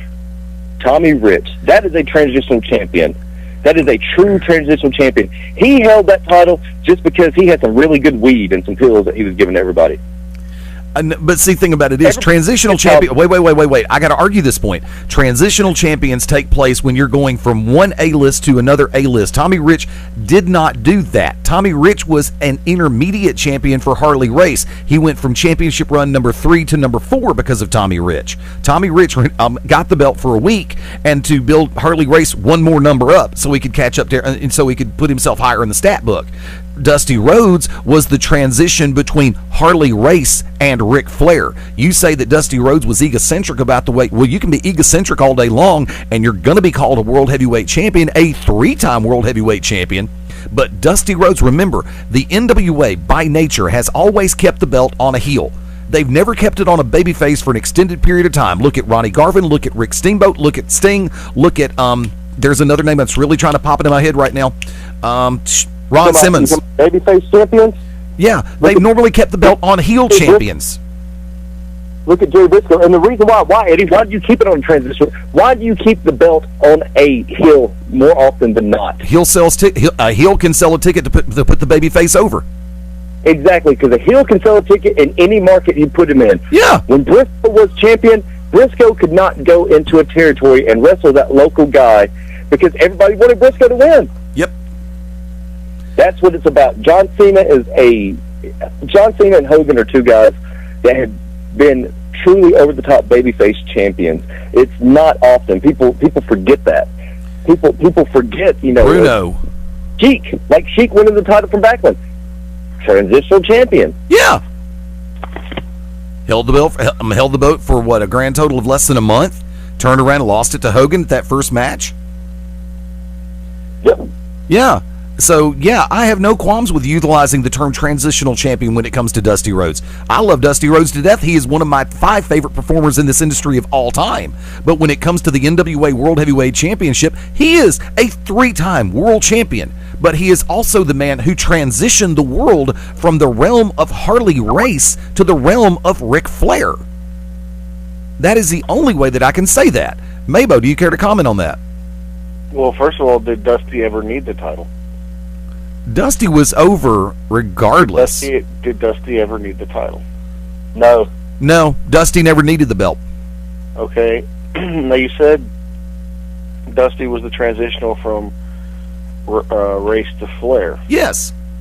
Did Flair not ever beat Harley Race for the title, or am I crazy? Flair beat Race for the belt. Dusty beat Race. Okay, it was Race, Dusty, Race, Flair, Dusty, Flair, Dusty, Flair. I think. So why would you need Dusty in the first place if? Because a heel can't beat a heel every time. But Flair beat Race for the title, right? You have to have the most over babyface. Babyface. Yeah, because Flair and Race were both heels. To have a heel title change at that point in time. No. It was babyface. When they did the Flair for the gold, he was babyface at that time. Who? Ric Flair was babyface when he wrestled Harley Race. And then he turned. He had turned babyface. It's something he did with Piper or something on one of the old shows they had. He was babyface when he won the title. That's what the whole thing of Flair for the gold. That was all babyface. And Dusty Rhodes put the title on himself, by the way. We're forgetting this. He was the booker at the time. Well, yeah. So we're forgetting that. We keep skimming over that. But yeah, wow, there's a shock. A booker putting a title on himself. There's a shock. I don't think I've ever heard of that in this business. And the first time in my God, no, never, never. Kevin Nash. No, not from a national standpoint down to a local standpoint. A booker has never sat there and put a title on himself. Just like just like I've never heard of a father running a promotion and putting the belt on his kid. No, I've never heard of that either. But by the same token, no. And this is where I would stand beside what I said on that, because Dusty Rhodes. Okay, yes, I remember now because Flair beat Race in that regard. It was Flair for the gold, and Flair was working face. But by the same token, Ric Flair, admittedly, everybody. Universal accolades for the fact that Flair was a better heel any day of the week than he was a face for 5 minutes. He needed to be the flagship of that company. They wanted him as a heel. Therefore, okay, fine. First title run, great. Second and third title runs were Ric Flair as a heel in this industry. And your Skype disappeared before I could answer it, Wick. Sorry.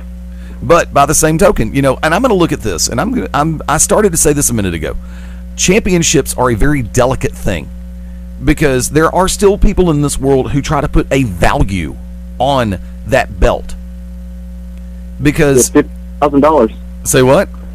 That's at $15,000, $10,000. At least, yeah, depending on the belt, or $150 if you get it on eBay. And Caleb Conley, high $5 wrestling. Say what? Oh, I said, or Caleb Conley. I said high $5 wrestling and high spots. There you go. Or Jake the Man Scout Manning. I think he was working with high spots for a while. May still be. Now, we're going to hit one more major topic.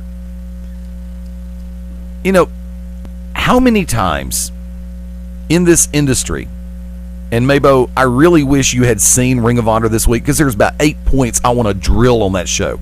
Most of them good. I will put it this way. I made the comment through the Beyond Ringside Twitter account that I felt that this episode of ROH TV was one of the better ones that they've come out with in a while. Now, granted, it was a Road Rage episode, so they're showing stuff from the pay-per-views. But by the same token, I think the way that they put this one together, as they are slowly but surely starting to put things together for Final Battle, which is going to be a pay-per-view that I'm going to get. And God knows if I could afford it, I'd go to the Hammerstein Ballroom myself just to get the hell up to New York. I'd get me out of Birmingham for 5 minutes. You'd think I'm going to pass that up. But by the same token, I think Ring of Honor also has a ton of questions that they have to be asking themselves right now. Because for as stable, and here's the trick, the storylines that ROH is running in recent days, they are stable storylines. They are safe storylines. But in my book, they are not solid storylines. You can only take the tried and true so far, and if you don't try to venture off a little bit to the left, or if you keep going off to the right, people are going to lose interest. I would like to see the numbers in the Birmingham metropolitan or the Central Alabama market for what ROH does on both of their broadcasts. In our home market of Birmingham, Alabama, in the Central Alabama area, I mean, granted, I say Birmingham because none of us actually live inside the city limits, but we live in around the area. I do. That's right, you do now. I'm sorry, you used to live in Moody. I'm still actually have the area that you are as classified as Hoover rather than Beeham. But from that vantage point, they run Ring of Honor twice in our market on CW21. On Channel 2, Channel 68. 68. I'm sorry, CW21 is where they show the company that I work for. And Wicked tried to edit me. But by the same token, let's look at it from here. I'd like to see the numbers, what they're pulling in, because I know those numbers have to be decreasing. I DVR the show. I don't miss Ring of Honor. If I don't watch it before our broadcast on Sundays at 5:30 Central, 6:30 Eastern, then I go back and watch it later, because I still am interested in what they're doing. Now, you brought up somebody that made an appearance on ROH TV this week. I'm sorry, I saw that person's face. I wanted to go violently vomit in my toilet. Who, Kevin Steen? No. Kevin Steen I like. I don't like Kevin Steen. Kevin Steen I like. I think he's good for ROH. I think he's good for pro wrestling, even though they're still trying to put him over as the second coming of Stone Cold Steve Austin to that same degree. You don't have him spit in Jay Lethal's parents' face. It's so stupid. That's the most disrespectful thing where I'd killed that guy. I'd killed him right there. And he's sloppy. His in-ring work has gotten so sloppy. I don't give a crap how you dress. Dress like a piece of trash you want to, but don't get in the ring and start hurting people. Go to TNA and do that. I agree. Xena Ion. I agree. I mean, he puts Davey Richards and Jay Lethal tore the house down. And I'm so glad that Jim Cornette is no longer booking. Hopefully Nigel McGuinness and his hepatitis D having ass, allegedly, will do better. And remember, Mabo has not seen ROH this week, so we're not playing spoilers on him, okay? No, go ahead. I'm sorry, I didn't see it. Everybody was talking about it at the wake. So, yeah, you go to a wrestling wake, and what do you talk about? Wrestling. Why? Because everybody in there is wrestlers. It was so funny listening to these guys, and so many promoters from all over the place come out to pay their respects. And I was just waiting because I heard there was a guy, and I'm not going to say his name because I know him. I couldn't believe it. A guy that actually went to Mike Graham's funeral asking for a job. Hey, guys, you got a thing? Damon Christopher told me about it, and I did a little research. Yeah. Don't go to a wake or to a funeral and start asking for jobs. Terrible, horrible, no good, very bad punch in the face. That's like handing out business cards at a wedding. If you're not the caterer or the DJ or photographer. Hey, I gave out my card at the wedding. It said, meet me behind the shed in 5 minutes, little girl. I gave it to the mom, though, so don't worry. There you go. Wicked Nemesis would be the one in the red and white jacket with the candy canes going, hi, little girl, would you like some candy? Hello, my name is Chris Hansen. I'm the host of Dayline NBC. I'll keep waiting. No, because they have to be over 30. There you go. And believe me, ladies and gentlemen, Wicked Nemesis does ID for reasons we won't talk about on here. However, no, when Matt Hardy was on Ring of Honor and made that cameo appearance this week, and they just wanted to try to bestow the virtues of Matt Hardy, oh, God, please, can we move on? There are some people that don't need to be on television. Look, I don't dislike Matt Hardy as an individual. I just think on television he's horrible, especially talking. And I will say this right now in front of God and everybody. I would rather see Gregory Shane Helms back on television. Because A, he has a personality, and B, my God, he can work. Doesn't return phone calls for crap. But my God, he's a hell of a worker. Yeah, but he'd have to take a pay cut to go back on TV. Probably. No problem too. He would. The man's making over $1,000 per appearance. Why in the heck would he go and work for $300 at TNA and they can't even afford to pay your hotel room? See, all right, you're going to have to come in today, 5 minutes beforehand. You know, for as much crap as we give them, TNA is doing a heck of a job employing ex-TNA talent. You mean ex-WWE talent? No, ex-TNA talent. Their talent has left the building and been fired when Hogan showed up. It's like he sucked all of the energy out of everybody. Because you knew. And look at the comparisons, guys. Mabo, you are the guy I want to ask you about this more than anything. Bring it. We talked about TNA. We talked about Ring of Honor.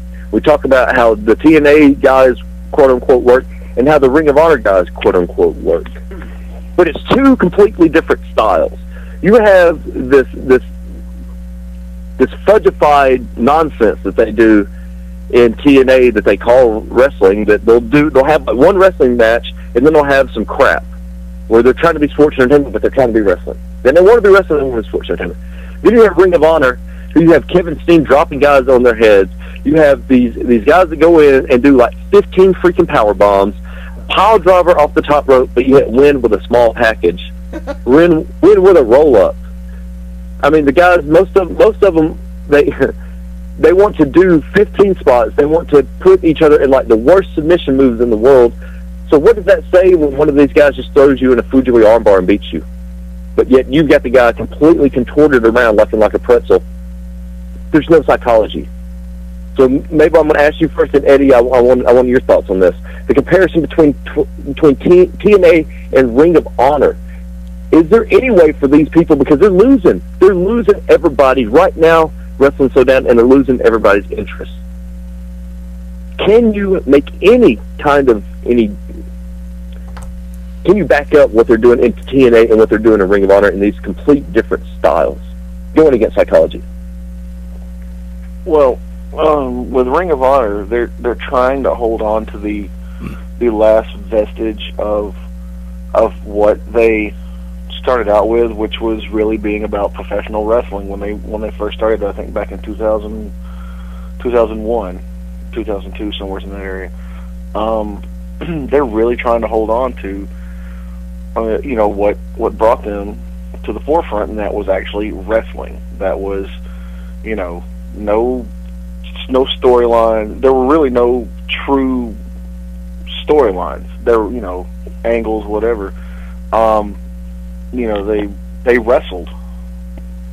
That's what they did. They went out and they told a story. Yeah, they'd get a little spotty here and there because the majority of the roster were young guys at the time, young up and coming guys, and anybody who knows anything and knows any trends, that pretty much anybody that came up from late 90s, I would say even at some point today, but mainly late 90s up through, I'd say 2005, 2006, they wanted to emulate that Japanese strong style.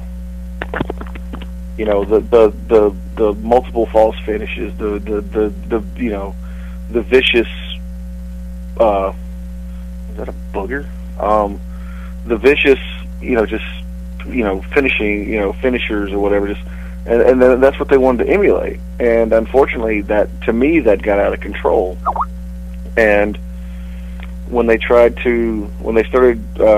before they joined the Sinclair network, when they were on whatever the network was that they were first on, when they first got on TV, it was mainly like Northeast and crap. We were changing Wicked over to his Skype.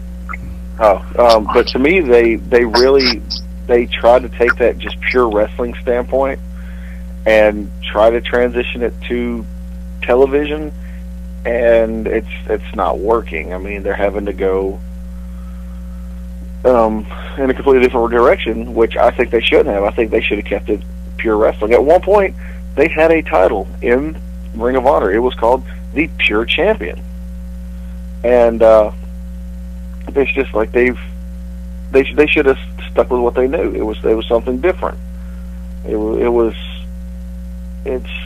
I can't really justify what they're doing right now. They're trying to be.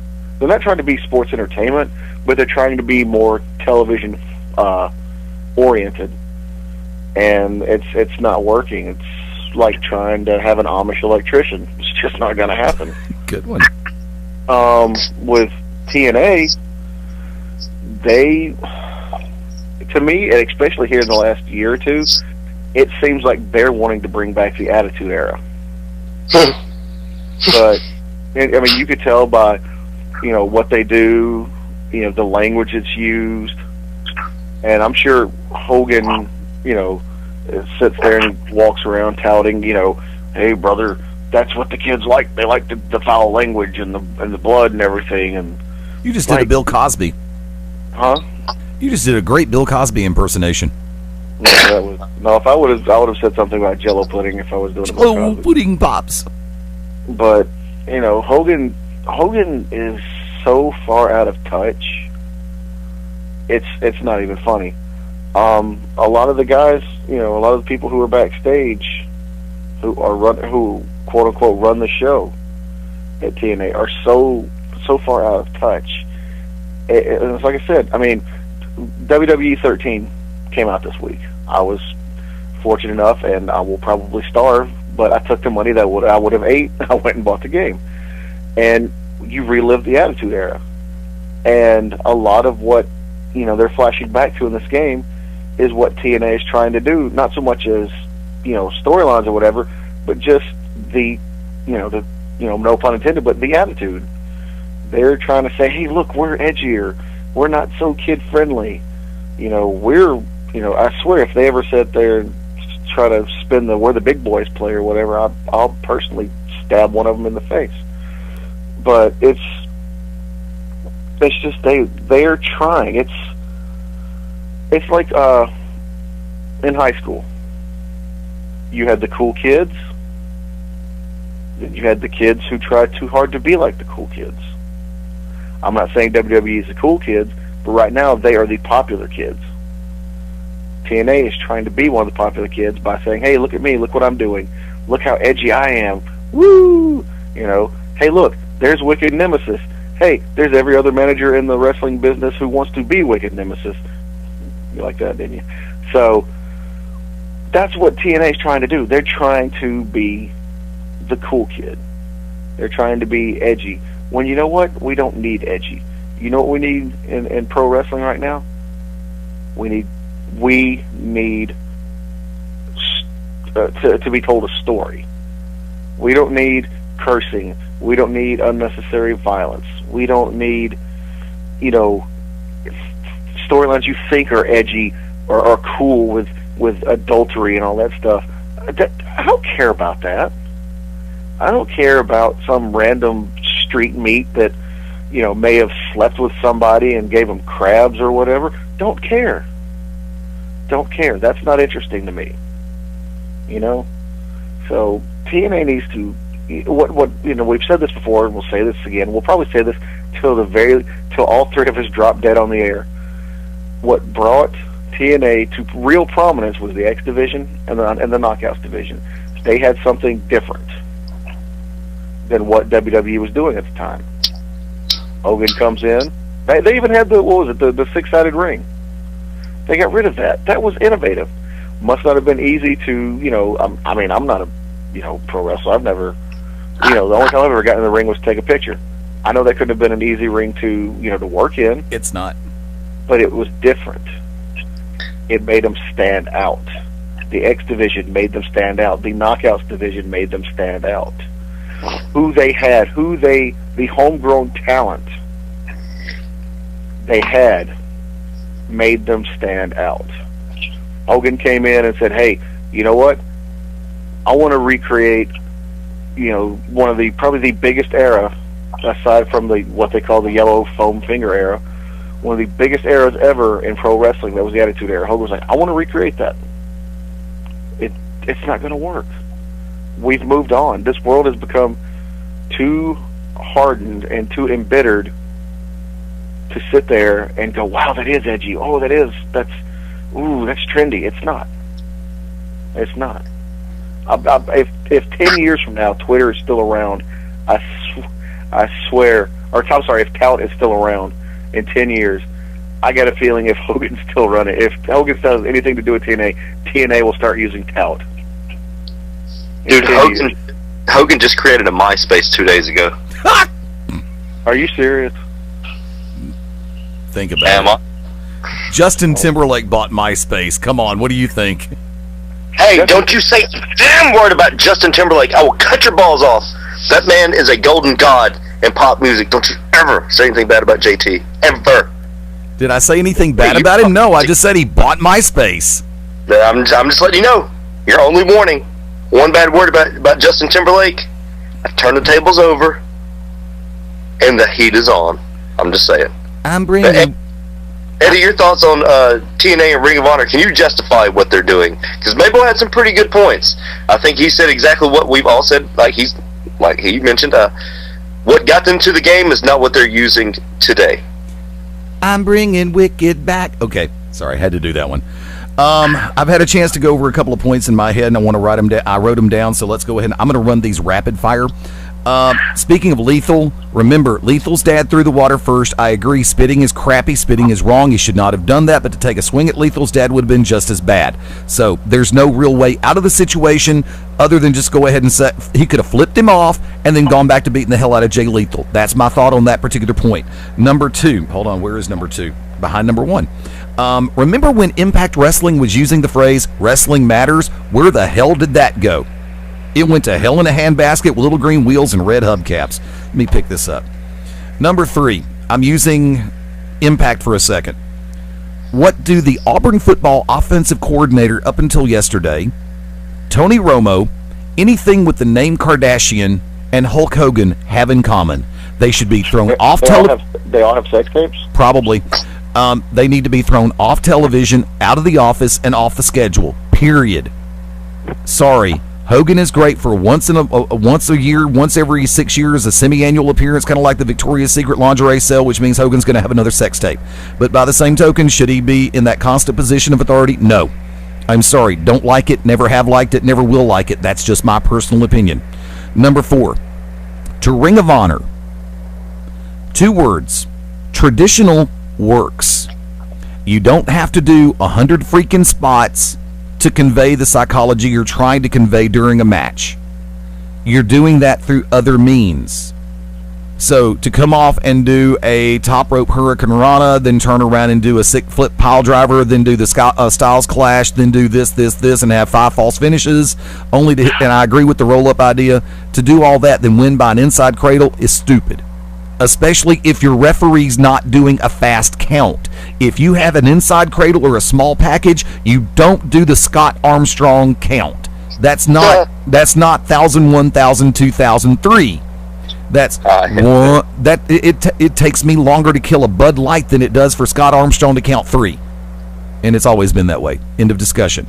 From that vantage point, I agree with Mabo. ROH is a shell of its former self. ROH is a shell of what it was when it first came on the Sinclair broadcast group. They are lost right now. They don't have the direction that they need. They're making it more like a spot show, outlaw show than it is a traditional wrestling promotion. They want to base themselves on the factor of honor, bring back the pure title. I appreciated that belt. Now, from that vantage point, you may agree, you may disagree. There is a manager. I would rather have Prince Nana back. I would rather they get rid of R.D. Evans, thank God. But the sooner they get rid of Truth Martini, who, in my opinion, overrated, overstated, and nothing more than a $1.50 carbon copy of what the Wicked Nemesis is, and who still can't come anywhere close to being the Wicked Nemesis. Sorry, I had to use your shoot name. There is a style of manager that works, and you know that when somebody is trying to copycat what they've seen or heard that somebody else does in another promotion. And I've said this without Wicked Nemesis on the air here. I've said this where he couldn't know that I said it, other than if he listened. I've watched Wicked work. He is a great manager. And no, I'm not blowing smoke up your ass, because it's true. I've watched, I've listened, I've paid attention. And I know what you're saying is the truth. And I didn't take it from the book of truth either. But ROH... Well, just JJ, Eddie, I told JJ Tanner, I said, JJ, quit dressing like me. There you go. I said, thing you could have done. And the stuff about Truth Martini, you're 100% correct, sir. He is every single... Look. When I work a show with guys from Ring of Honor, they're like, dude, you do Truth Martini better than Truth. I said, well, hold on. Truth Martini's imitating Wicked Nemesis. 7 years. The only thing that's changed of me is I can work the camera from when I first started, and guys, I dress a hell of a lot better than what I used to. Now, but you've hit it 1,000 times. You guys have hit it 1,000 times. Wait. I'm not done. There's 3 more things I want to hit. Let's go to for ROH. Find a compass, find a carrier pigeon, find a GPS, find something, and get a solid direction on how the product should go. Hodgepodge flea market shows do not work for long, and I'm sorry, up until last night, even though last night was a variable flea market, it really was. Last night was one of the better shows ROH has had in a while, but up until last night's episode, the previous 7 weeks have been nothing more than a garage sale, and it's better than that. ROH is better than that. They need something to re-guide and re-gear and redirect it back to where it should be. Then I move to TNA real quick. Number 1, clean out the damned office. Clean out the booking office. Clean out creative. Get some more. Get different people in there. I could write better crap than what TNA's doing right now, and that's a shoot. I really could, because I have respect for the talent that's in the ring busting their ass, and I know I would learn what they're capable of doing. I'd know what they're able to do on and off a microphone, in and out of in front of a camera, and inside the squared circle where it really freaking counts. Which moves me to the second point. Concentrate on the in-ring action. Cut the bullshit. Concentrate on what brought you to the dance. It's called total nonstop action. Guess what? That means wrestling. It's not but entertainment. It's wrestling. I agree wholeheartedly, and I was one of the ones sitting back. And remember, when Dixie Carter held that big that YouTube press conference or whatever it was, Mike Tenay asked the question that I submitted on behalf of Beyond Ringside. I still have that audio clip and video clip. When can we see a true refocus and emphasis on the X Division and the X Division Championship? Putting Rob Van Dam as the X Division champion right now is not going to be the savior of the X Division. Kenny King would not be the savior of the X Division. Austin Aries is not the savior of the X Division because they can't keep a roster in place in the X Division long enough, with the exception of Zima Zion, or what, I'm not going to screw up his name, Zima Ion. I'm not going to pick on him any more than everybody else already has. Granted, the kid's horrible in the ring. He hurts people. Come on. If he hurts one person, forgive him. If he hurts two, there's a trend starting. Fire his ass. Get somebody in there in that X Division who knows how to run and knows how to work smart and work safe. From that vantage point, quit bringing in all the God-blessed ex-WWE talent. Vince fired them or let them go for a reason. That doesn't mean that they're going to bring positive ratings to your product. TNA was founded on the factor of building, developing, and cultivating their own stars, and every once in a while bringing in somebody from the E or another obscure organization. They need to get back to homegrown. Sometimes smoking homegrown ain't a bad idea, and it normally gets the job done a hell of a lot cheaper than going out for sticky, stanky. Get the point? I think you do. The wrap-ups... That's your best joke ever. Say what? So that was your best joke ever, I'm sorry. Okay. From there to Impact Wrestling, don't try to be WWE, because some people are sick of seeing it. It's on the air now 5 times a week. There's a reason why they have a rotating door for those other 1 and 2 shows, because people get tired of seeing the shit. See what I mean? And by the way, I'm not doing post-production. I just said chains are off as far as everything but the F-bomb and GD. And the final thing that I want to say to ROH, the final thing that I want to say to Impact Wrestling, is the same thing that I would say to any other promoter and have said to a couple. Catch your own lightning in a bottle. Don't try to catch somebody else's. You can't recreate the formula. Vince McMahon brought back ECW, WWECW, because he was sick and tired of hearing ECW chants at a WWE show. Vince McMahon revived ECW to kill ECW. That's the only reason why he did it. Not to give everybody else on the roster a fair chance to work. Look what he did and how he did it. Go back and watch it. I was saying this when the show first was thought about revival, when they were going to bring back ECW. Vince McMahon recreated ECW to kill ECW, to make it rest in peace, so he could rest in peace without hearing the chants at his shows. So quit trying to be WWE. Don't try to be ECW. Be your own company. Create your own identity that the fans, the people who pay their hard-earned effing money to come see your shows, can identify with. Okay, I'm done. Hey guys, did I miss anything? Maybe I was going to ask you, what would you do to correct Ring of Honor and TNA? Eddie told us his already, so. Well, I kind of touched on it a little bit before, but I would take it back to what made them, a standout, and eventually, at one point in my mind, made them the, number 3 company in the United States, and that was, take it back down to the purest level of what it was. Take it back down to wrestling, because that's what they were known for. They weren't known, they never set out to make stars. The people who they put in the ring, who they let wrestle, they made themselves into stars by showing what they could do. And people could sit there and be like, well, they made Ring of Honor made Samoa Joe a star. No, Samoa Joe made Samoa Joe a star. CM Punk made CM Punk a star. AJ made AJ a star in Ring of Honor. Christopher Daniels made Christopher Daniels a star, because those guys were doing stuff long before Ring of Honor. But Ring of Honor gave them the chance to showcase their talent, and that's why when all these other companies came in and swooped them up. But take it back down to the purest wrestling level. Get rid of the stupid storylines or whatever. I'm trying to take over the company, blah blah blah. I'm just here to piss Jim Cornette off or what have you. Make it back to being about wrestling. If you want to sit there and incorporate the Japanese style of working, that's fine. If you want to do the strong style, if you want to sit there and take take all these massive kicks and then just shrug them, take them and then just fire back, that's fine. But don't.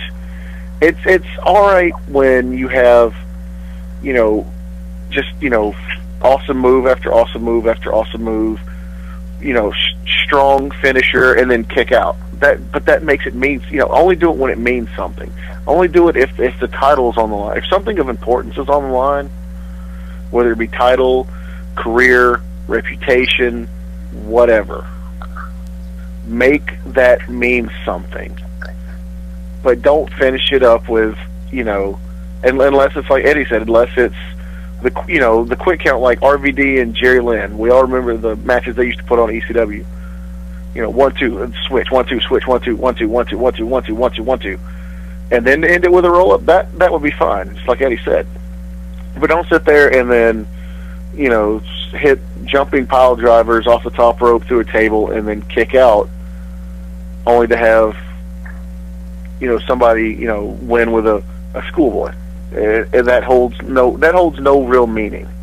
I mean, unless it was like a distraction. Now, if there's a distraction or whatever, but if you think before you execute, that's what they really need to do. They need to think before they execute.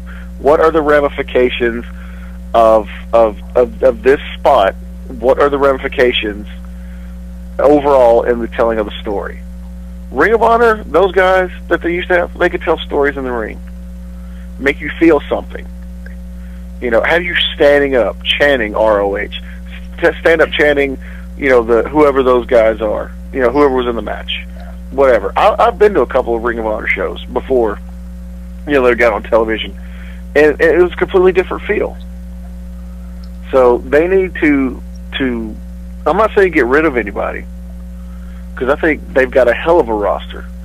To me, right now, one of the best tag teams in the world.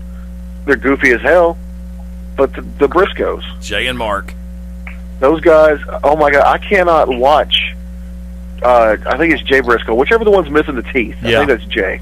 I cannot look at him and not laugh because he is so damn goofy. But at the same time, those guys busted their asses for years in Ring of Honor and Jersey All Pro and CZW, and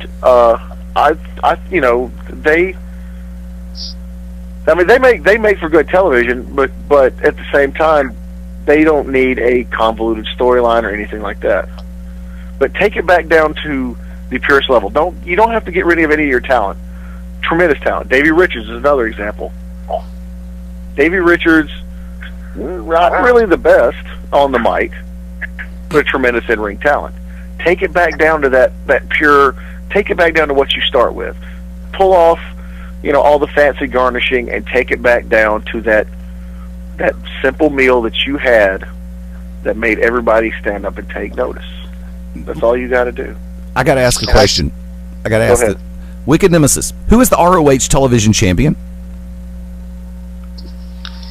Without looking Probably it up. Davey Richards. Nope, not Davey Richards. Mabo? I know. It's Mike Bennett. No, it's not. Wait. The TV champion? Yes. A white guy. Pretty much. Adam Cole. That's right. I forgot. Yeah. Formerly one half of Future Shock, which was developing into a decent tag team, with the exception of that one night in particular where they absolutely sucked against Alabama Attitude. Yet a certain internet writer who thought he had a freaking clue about pro wrestling wanted to say that Mike Posey and Corey Hollis were a couple of greenies. To you, maybe, but not to the rest of us with an IQ above cabbage. Hold on. Before we give that guy any lip service, I'm not giving his name. Say something. Guys, let me tell you what I would do really quick to Ring of Honor TNA. Go ahead. Stop having writers. Go back to having agents. Not producers, as TNA wants to call them, agents. Have a guy say, hey, this is what I want. You tell a veteran, usually a manager, that manager goes and say, this is what he wants. You guys put it together. There you go. I've just cut out a big overhaul on everybody, and as Eddie, you were maybe once, I think it was you, Eddie, that said it, stop trying to be WWE. Yeah. This is not Japan, guys. You want to go do a quote-unquote strong style, take your ass to Japan. Nobody gives a crap about that over here. You hit somebody with 15 lariats, 15 running clotheslines, and they don't bump, they don't fall. You know what that does to the guys that are flipping through the TV? They say, I'm not watching that shit. Click. It's not going to sell over here. You want to do that strong style? Go to Japan. Mabo, you are correct on what they're doing. That strong style, as it's called, was it Pursuo? What is it? Resu. Yeah, that crap don't fly here. It does not sell in you know, it sells on DVDs.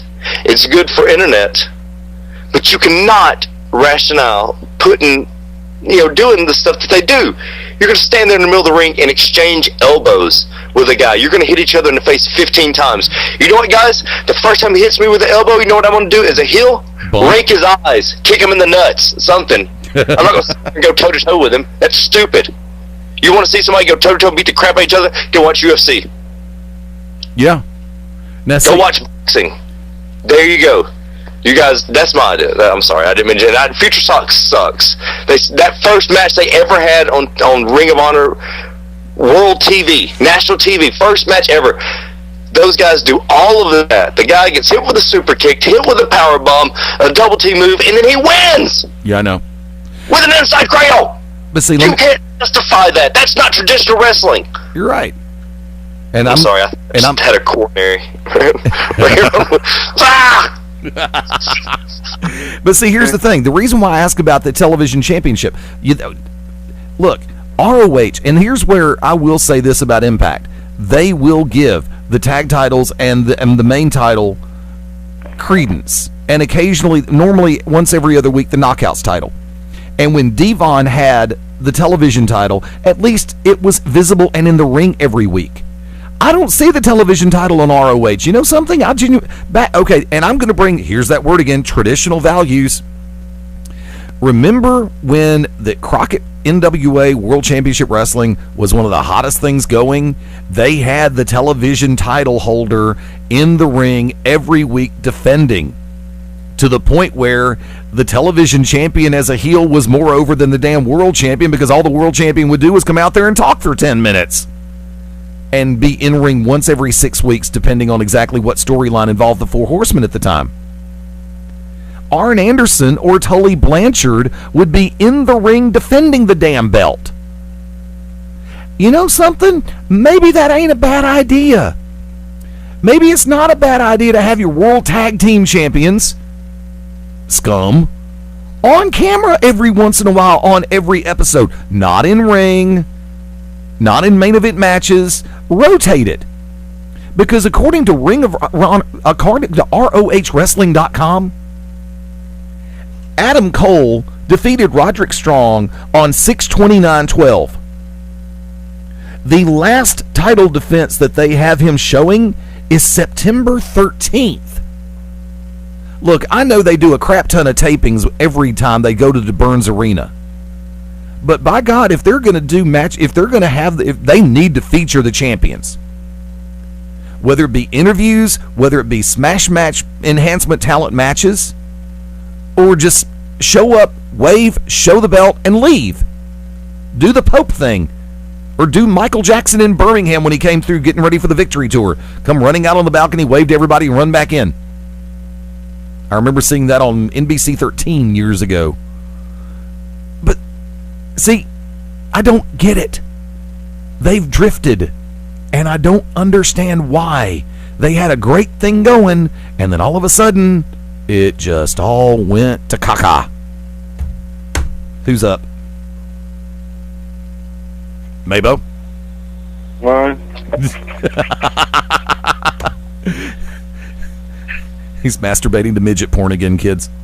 No, but I wanted to ask you guys that because I presented that forward, and I also got to ask you guys a question because I asked this: who do you guys think is the scariest wrestler of all time? We had some great, we did the Masked Mabo. I think Jushin Thunder Liger actually won it because we had about 8 people mention Jushin. I thought Mil Mascaris or Rey Mysterio would actually win that. But I want to ask you guys this because I did. Scariest wrestler of all time, because we've all seen those guys. We've all been around some scary individuals, and we all know those guys. You're like, you know what? If we were in a dark alley, I'd probably stab your ass just right off the bat, just before you could ever do anything to me. Mabo. Well, if I was just starting out in the business back in the early '80s, I'd say Pat Patterson. But honestly, the scariest person, and this guy legitimately.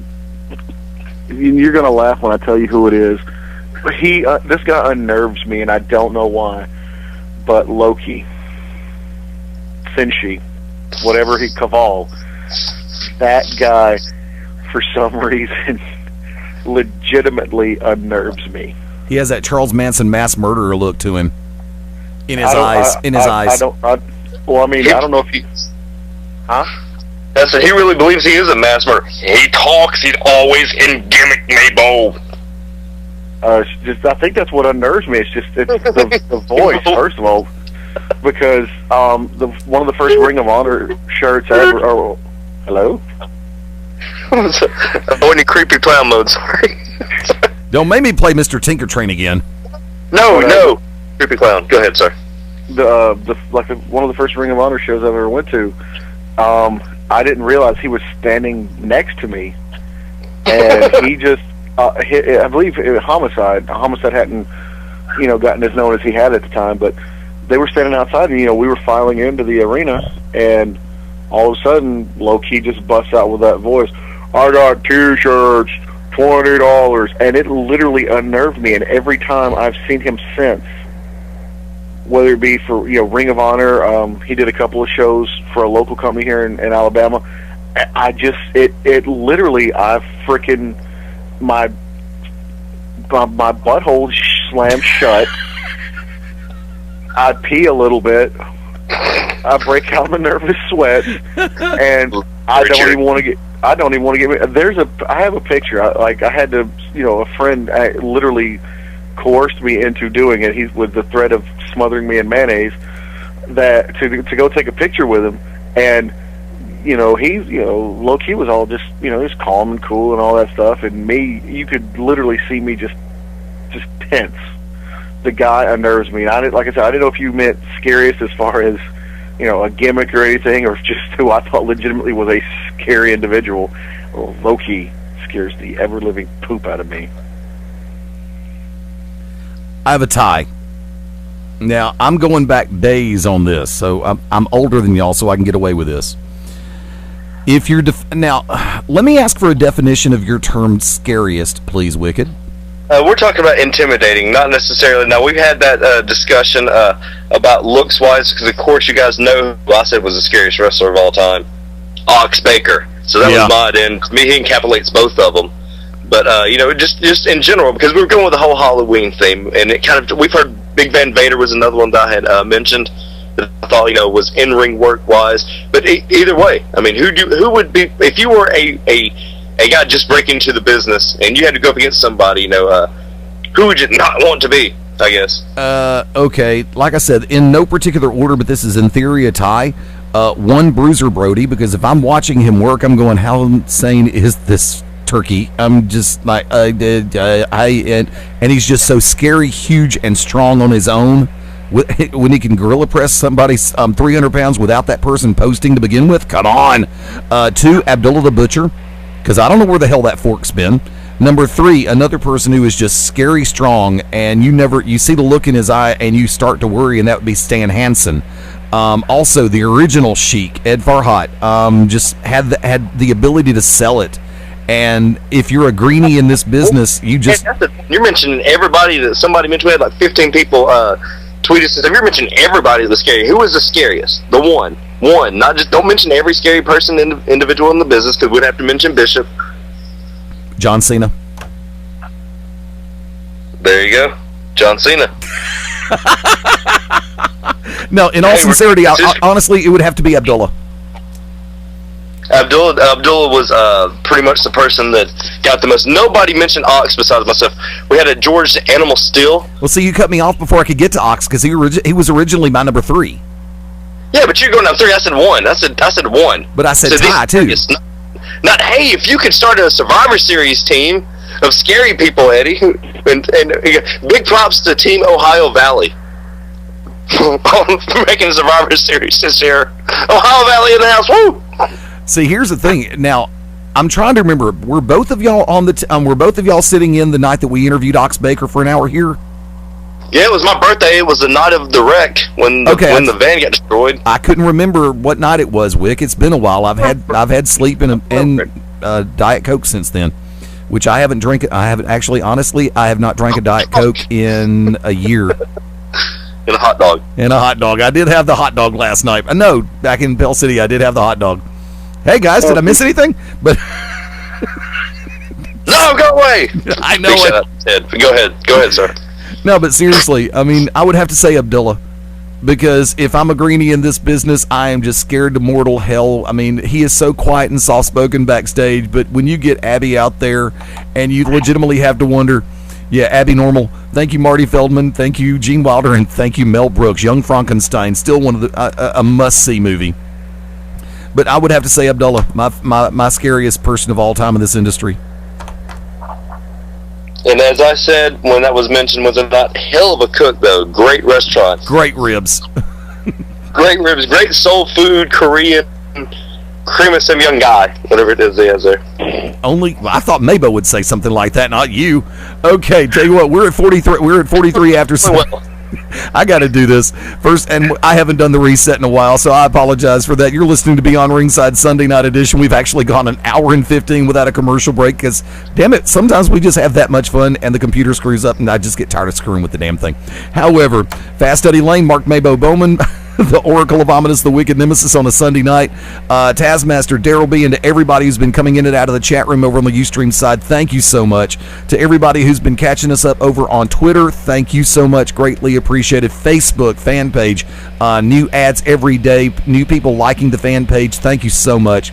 To everybody who has been catching the replays on Ustream and YouTube, thank you so much. Greatly appreciated. Now, Wicked, I know you're still retweeting. Wicked, both of y'all are still, Mark also retweeting the, or posting the link to the YouTube episodes, right? No, I'm sorry. Yes, every time that you upload a YouTube or everything, I upload it. I actually have a program now. As long as you don't put up something that gets tagged for third-party content, everybody's able to listen to them. I uploaded a few The To Be Determined shows and some shoot finishes to my YouTube. But anytime you put it up on podcast now, I can download it and upload it, but it can only be with one picture, and most times it's going to be a picture of me. I'm just warning you. But the Casey Carlisle picture video is up, sir, from last week.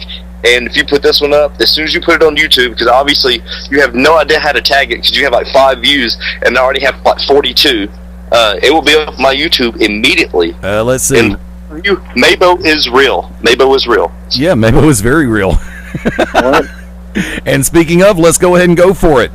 Last call, Mark Bowman. I want to go poop. Mark's nuts. Okay, fine. Last call. Eddie Wicked. Who should I make, or who should I put in my WWE 13 creator wrestlers? Pandora. Dominate the women's division. Mr. Blur, dominate the women's division? He does, and by division you mean anuses. Pretty much. Hagen's going to kill you, Eddie. What are you talking about? We have this running gag, and that's all I'm going to say about that.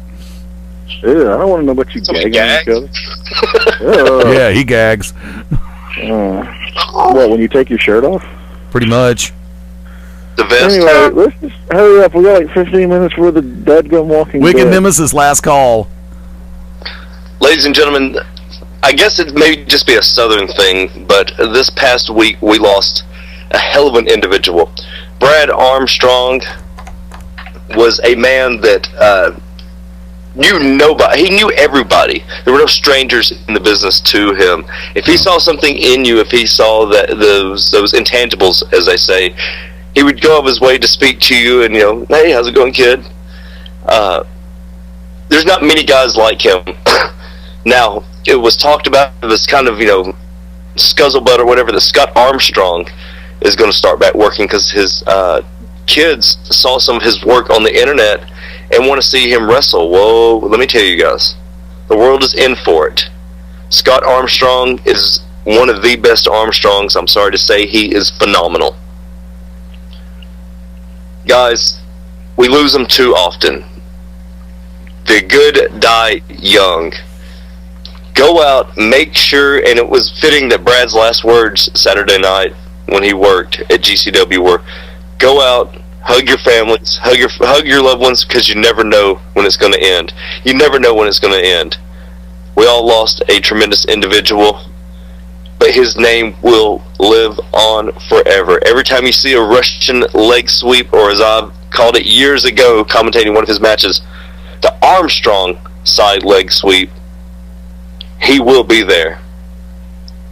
Guys, it was awesome today. It was more of a celebration than anything. Brad, you're gone, sir, but you're still missed, sir. Brad Armstrong, big, giant wrestling ring full of wind. He will be missed. Full of it. Yes, sir. We did do a 10-bell salute last night to Brad because a lot of people may not know that one of Brad's last appearances was with Global Championship Wrestling in Pell City for Fall Brawl. And to be able to hang out with Brad one more time and a little reminiscing, little small talk, it meant the world. And Brad and I've always had a great friendship. I would have given anything to have been able to be there today. But real life circumstances keep bashing me in the nuts. So, and this week has probably been qualified as probably one of my worst weeks ever. Normally December is the month in which I'm cursed. This time it's November, and it started on November 1st. Once again, I said it a little while ago when I closed out the segment, Brad, you are loved, you are respected, and I miss you, my friend. I miss my friend. But you will never be forgotten. Plain and simple. And like I said, when we did the 10-bell last night, I will admit to breaking down. I'm sorry. I'm like that when I lose a good friend. But I managed to regroup, and put it back into gear because that's the way it should be done. And that's the way that Bradley would have kicked me in the ass and said, dude, you got a job to do. Let's go rock this show. Not necessarily always that same word, but still by the same token, hey, we all have our own unique methods. Wicked Nemesis and 157 F-bombs on the way to the wake.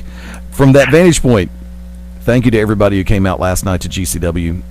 It was an honor, it was a privilege, and I genuinely stand beside those comments and those words. They are not just words, they are me, and they are the truth. It's an honor for me to be able to come out there and cut up, goof off, have fun, and do what I do best. Show off. Plain and simple. Looking forward to November 17th when we return to Pell City, Alabama for a November to Remember. And in the semi-main event, the GCW Tag Team Championships, Global Championship Wrestling Tag Team titles, will be on the line as Full Throttle defend against the Unlucky Charms, Chris Knox, Damon Christopher, as managed by my cohort on this show, the Oracle of Ominous, the Wicked Nemesis. And I will say this, I got a lot of respect for all four men in that match. For the wrestling fans in the central, eastern Alabama areas and western Georgia, if you can make it out on November 17th, I guarantee you this, you are going to see one hell of a tag team championship match. And being able to catch the Wicked Nemesis in living color, walking, running, limping, or hobbling very daintily and gingerly Yes, I was. is worth the price of admission. And I said this earlier, and I will say it again, my friend.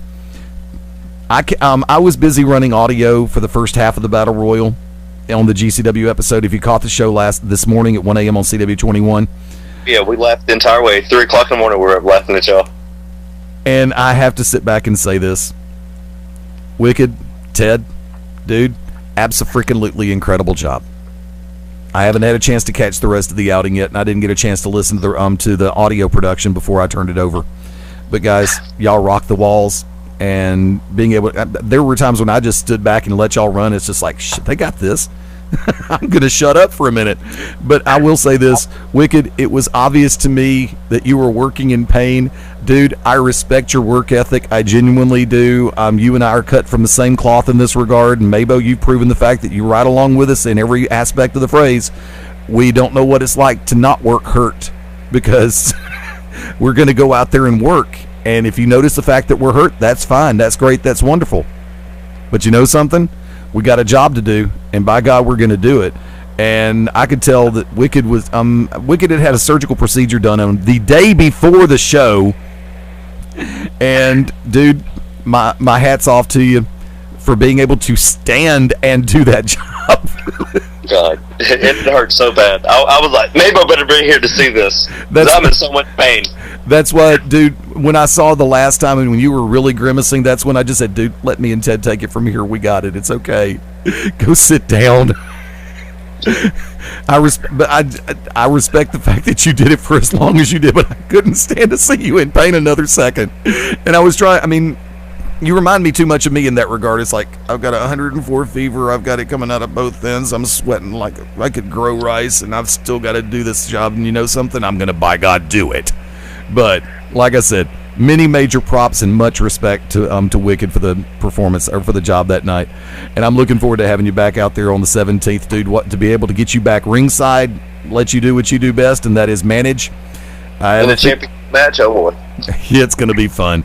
Folks, real quick, want to remind you that we're going to keep everybody posted on the situation with the 24/7 channel as everything changes and gets brought back up to speed. I may try to reset Shoutcast in a different direction so that we can get 24/7 back up and going in a different capacity.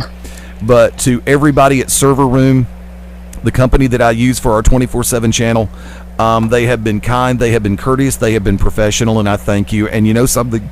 This is something on which we all agree. In this day and time, professionalism means more than you ever know, and it is appreciated. Mabo, real quick, shameless plug, 7 minutes. All right, I'm not really doing shameless plugs because I don't feel well, but I'm going to turn it over to my good friend. He just stopped by, Harrison Ford. I'm going to get Harrison Ford to do my shameless plugs for me. So, cool. Harrison, if you take it away. No, Twitter, MA_BO, Facebook, Mark Open, the Penitent Man, Hillsport, God, Penitent Man. Thank you, Harrison. Are you going to throw to Wicked, or you want me to? Hold on, you want to get Al Pacino to throw to Wicked? Yes. All right, Al, are you in the room? Come on now, with the Wicked Nemesis. Shameless plugs. Ladies and gentlemen, this Saturday, we will be in Buchanan, Georgia, for Universal Independent Wrestling. The Common Knowledge, the Subconscious Samurai. I've lost it. Damon Christopher against Mason the Demigod. I cannot speak right now. That was awesome. Who was? Against Mason the Demigod. This is going to be a heck of a match. The primal Chris Knox will be with us, so you never know what's going to happen. Can't wait to see Calm Like a Bomb Pandora against Nina Monet there as well. That's going to be awesome, because guess what? They wrestled at Rampage today and stole the show and got a standing ovation. Very rarely do you see a women's match get a standing ovation, so kudos to those two ladies.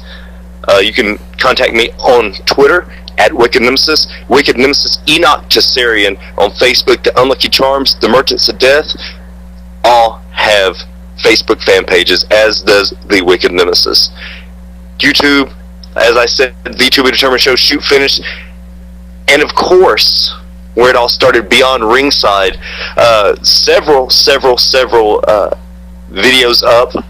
of past interviews. So thank you all that take the time to listen to Beyond Ringside, to the To Be Determined show, which is Wednesday nights, 9 p.m. Central Standard Time, TNT-radio.net. The Walking Dead coming up very, very soon. Go out and support your local independent wrestling. At Damon Christopher, at Chris_BFit_Knox on Twitter. Hit these guys up. At Jim Diva, thank you. And Tasha Simone and Christy Ricci. And, of course, the Rockettes last night, kudos. 2 great women's matches. Women's wrestling is still out there. Amen. Yours truly, at... Let me do David Bowie for you. Hey, Eddie, it's your time now. Come on and give us some shout-outs. I should do the damn thing as Adamant, but however... I'll strip for you if you strip for me, but not to you guys, okay? Cute redhead I saw last night. Different story. However, at Fast Eddie Lane over on Twitter, LAYNE, Facebook.com/FastEddieLane, and FastEddieLane.com is rebuilding and present and accounted for. Thanks for playing. At Beyond Ringside, one word, run it all together, over on Twitter. Facebook.com/Beyond Ringside Live. Is the fan page. Please like us on Facebook, follow us on Twitter, and BeyondRingside.com is up and going full steam. Current episodes, recent episodes, and interviews are available for podcast through you can catch us through iTunes. Thank you to everybody who's been tuning in. 5:30 Central, 6:30 Eastern, 4:30 Mountain, 3:30 Pacific. Congratulations to the new NWA heavyweight champion, the Tokyo Monster Kahagas. We will be having him on the show in the very near future. From that vantage point, thank you again to Casey Carlisle and Christy Ricci for coming on the show previous days. Absolute pleasure to speak with both ladies. Folks, we're going to be back at it next Sunday night, 5:30 Central, 6:30 Eastern. You heard the times, and like I said, we genuinely enjoy having fun with everybody. The Walking Dead comes on in 90 seconds. Global Championship Wrestling's GCW Radio comes on in 1 hour from now. Check out gcwpro.com, and you can find the links. We'll see you next Sunday, 5:30. For Mark Mabo Bowman. Life is for the living, don't you know? For the Oracle of Ominous, the Wicked Nemesis. Yeah, that's right. It's so weird. It's so weird right now. Yeah. You sound like the Travolta-esque incarnation from the Jimmy Neutron series on that. Yeah, it's so weird. Yeah, so weird.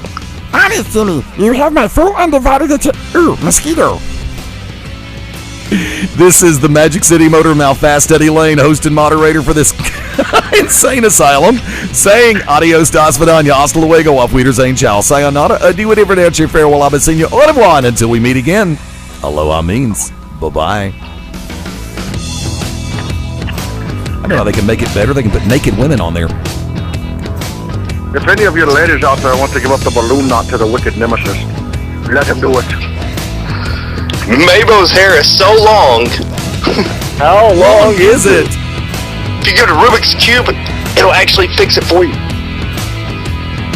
Dude, I had the perfect idea. We need to come up with a virtual Rubik's Cube where one color on each side changes every 90 seconds. That's so weird. That's so weird. Oh, Walking Dead. My VCR's recording for Walking Dead. Dude, I've got to see the new James Bond movie. That's all there is to it. Skyfall looks like it's going to be good. Just kneel before the penitent man. No, penitent man? Hell, I want to find a penitent woman. Play with a rusty wagon wheel. Her leathery Cheerio. Easter eggs done. We're out. Bye for now. Hey, Nissan, don't steal my music beds, assholes. This has been a Filmways presentation.